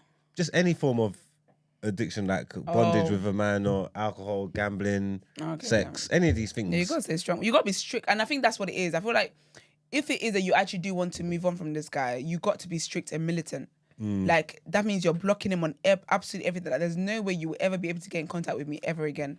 And even if you get in contact with me, I'm not responding. Some people can't message me that they're dying. I'm not 999. Yeah, there's certain people I just you got to remove the accessibility and stuff like that. yeah, There's certain people I exactly. just wouldn't know how to find. I I wouldn't know how to find you. Like, I don't know how. I wouldn't even know where to start. Revoke the access, literally. So, and I feel like if you're militant enough, like there's guys I stopped talking to where, okay, I won't block you. I'll soft block you so we're not following each other anymore. But if you ever think that you can pop up, then that's when I'll block you. Because I don't know where you don't ever think this is an open door. But people can only walk into your life for as long as you leave the door open for them. But I don't even mind. If gal block me, I'm happy because I just know you love me. No, that's Yes, you do. That's definitely not what it means. If I ain't blocking, no, I don't care about. But if I don't care about you, why the hell would I block you? Care is different though because Nah, but there's different types of you care love though. me. You can't even stand to see me, or if there's anything, because you'll crumble, you'll wilt. you think this like is a love and hip-hop, love? flower. Oh, you I'm wilt just for telling breakfast. you. That's why you block me. You be so, no, it's That not. is, it is because you can't contain I yourself. don't want to see a stupid face. Exactly why? Because it's going to Because turn you're from a stupid to nuisance. cute to No, it's to not. cutesy. No. As soon as you stop liking a guy, yeah, he becomes a gremlin, bro. He's not You start to wonder what the hell you were thinking in the first place. I think I'm not blocking no one. I ain't blocking no girl unless she's like annoying, if that makes sense. Unless she's like a menace. Matthew MTKK means, wow, I like your name. Says, does blocking always 100% mean the person has moved on? Not necessarily. No, it means they're fighting for their It life. means I'm protecting my peace. It means you're fighting for your life. Nah, I'm protecting my peace. But also, I don't like guys that think they can just pop up on me whenever they feel like it. Like, so that's why I will block you. So initially, I won't block you. I'll just unfollow you. However, though, if you do think you can pop up when you feel like, just like a picture or whatever, this is the last picture you're ever going to like again. You're done. Why is it annoying that you liked the picture? The picture was nice. You posted it. No, but it's not about the picture being nice. I know the picture's nice, so I posted it. But the thing is, I know that this is you trying to do an entryway thing, and you're not allowed here anymore.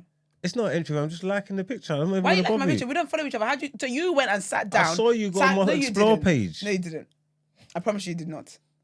You just typed in my username, then scrolled, and they never liked the most recent one. They go back. They go back. To let you know that there's in the archive. And that's why you're done. So now I'm going to block you so you can't even go back forward anywhere. You stay there. Yeah, but that's, if I went and I was thinking and typed in Esther, went back, liked up a few joints, and then next thing I know, You're blocked. I'm still, she loves me. Still got it, baby.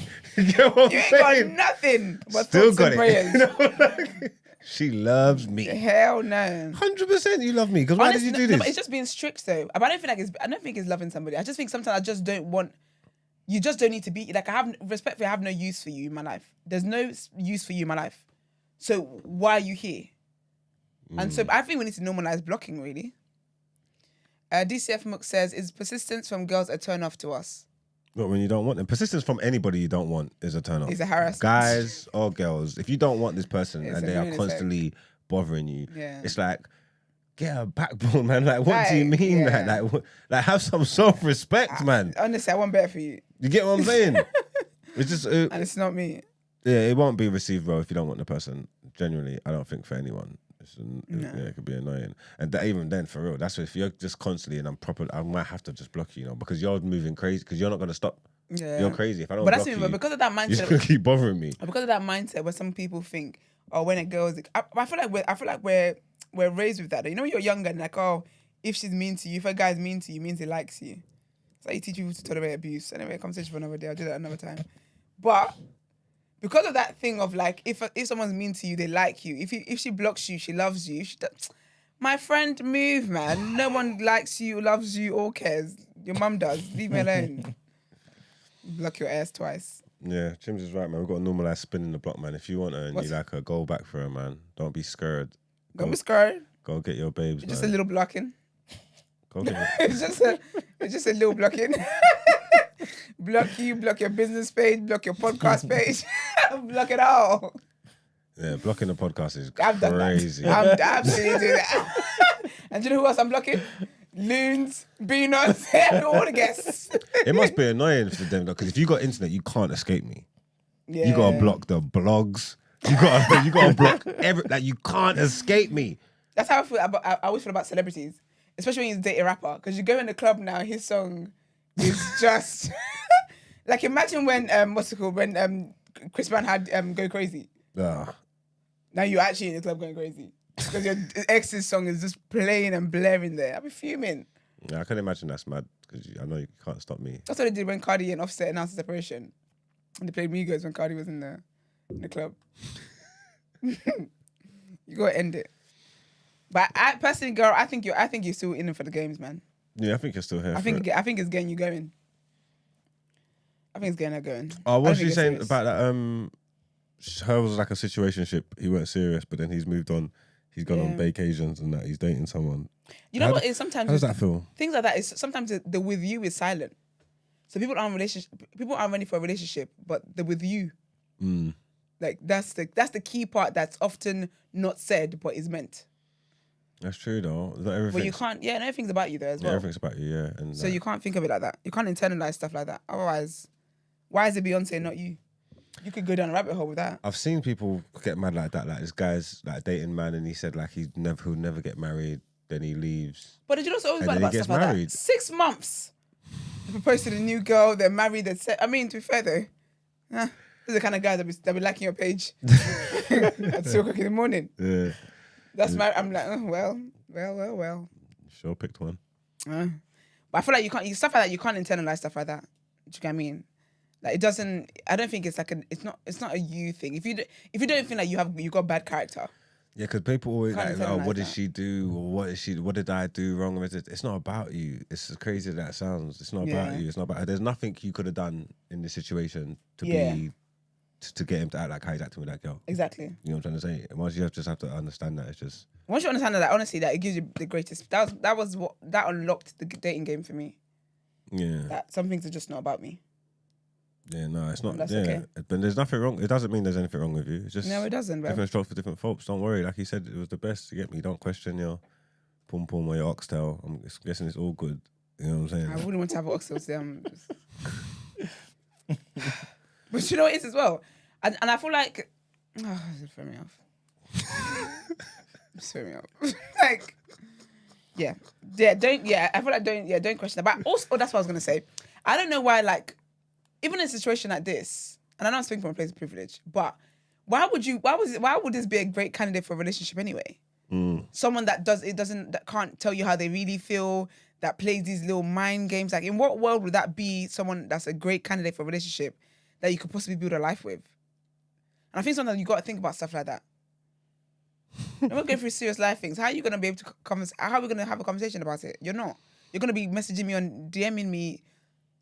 What? Like, what are we doing here? Ed, I haven't done that before, but that is What did good. Ed say? Ed said... Ed is a married man, by the way, so I'm judging him hard, depending on what he said. No, he said when Margs knows he's blocked on his main platform, he'll go to receipts on Madam Joyce to force himself back on the algorithm. I'm saying I haven't done that before. Can you imagine? That is a... So while I'm here, I want to shout out special girl. I'm gonna put that in my notes. I'm like doing day podcasters, mate. Hmm? So just doing day podcasters. Date men that have real jobs. Whatever, man. I'll go on Good Morning Britain.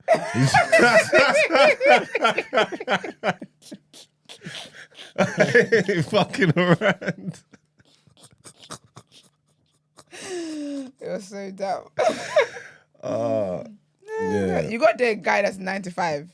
What's the chances of my company and gonna be his company? None. So we're done. They will move on. If you're gonna cut him off now, man. I don't know why you're waiting until December 31st. But that for me was the first sign of you're not serious. But you gotta move on, girl. He's moved on. Like, you respectfully respect yourself and move on as well. Don't wait for him to come back to you if this doesn't work. Because the joke is he's never gonna take it seriously. Any guy that doesn't, men love to do the whole I went from when I knew I was gonna take it seriously, blah blah blah. Okay. But he's never gonna take it seriously. Even if he and this girl break up, he's gonna come back to you temporarily, but his eyes are gonna be on the road. And he's gonna find somebody else and he's gonna commit to that person over and over again. He's never gonna choose you. So choose yourself, girl. So All right. that'll do it. That'll do it. I think that was good advice. Choose yourself, man. Put yourself first. Just a first queen. Let him go, man. Let him go. Let him go. What's the next segment? Because I'm out of here. Same, I gotta go, man. Well, I think it's a wrap up then.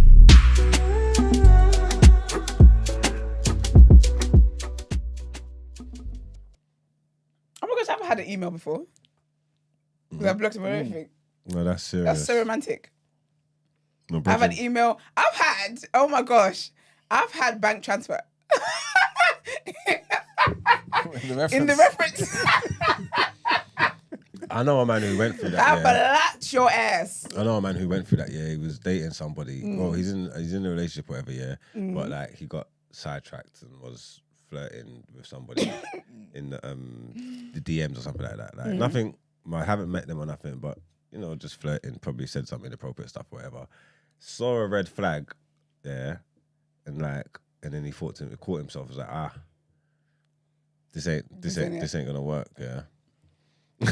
Then he was like, look, sorry, I got to shut this down. I'll be honest with you, I got a girlfriend. He should have never told her that. Oh God, He should have never told her that. Because you don't know who that. Someone like me, I'll be like, cool, all the best. But you see, a woman that's gonna teach you a lesson. Oh, you should have never done that. Oh, hell broke loose. Literally, I can't the even devil will be I can't impressed. even get into it. But he blocked her. Yeah, he ain't gonna do blocked her. nothing. He thought he was done. He phoned me. He said, "Mom, What have I done? I got an email." I said, "What? What? Girl are psychopaths. This is mad. This woman don't even know you." That's insane.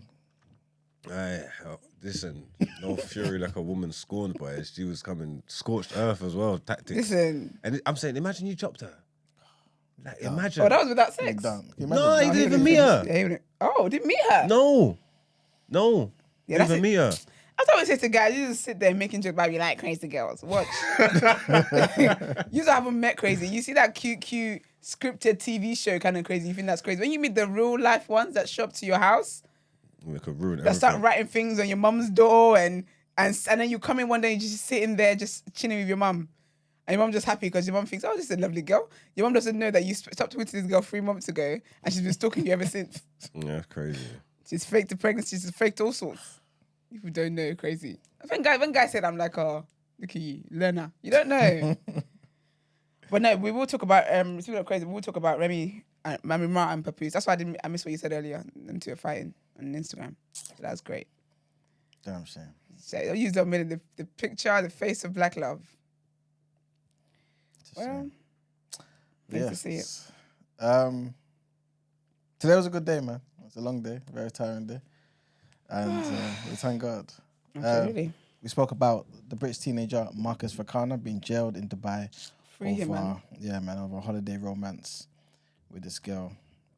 And the mum obviously did what she did, and diabolical, man. He's been sentenced to a year.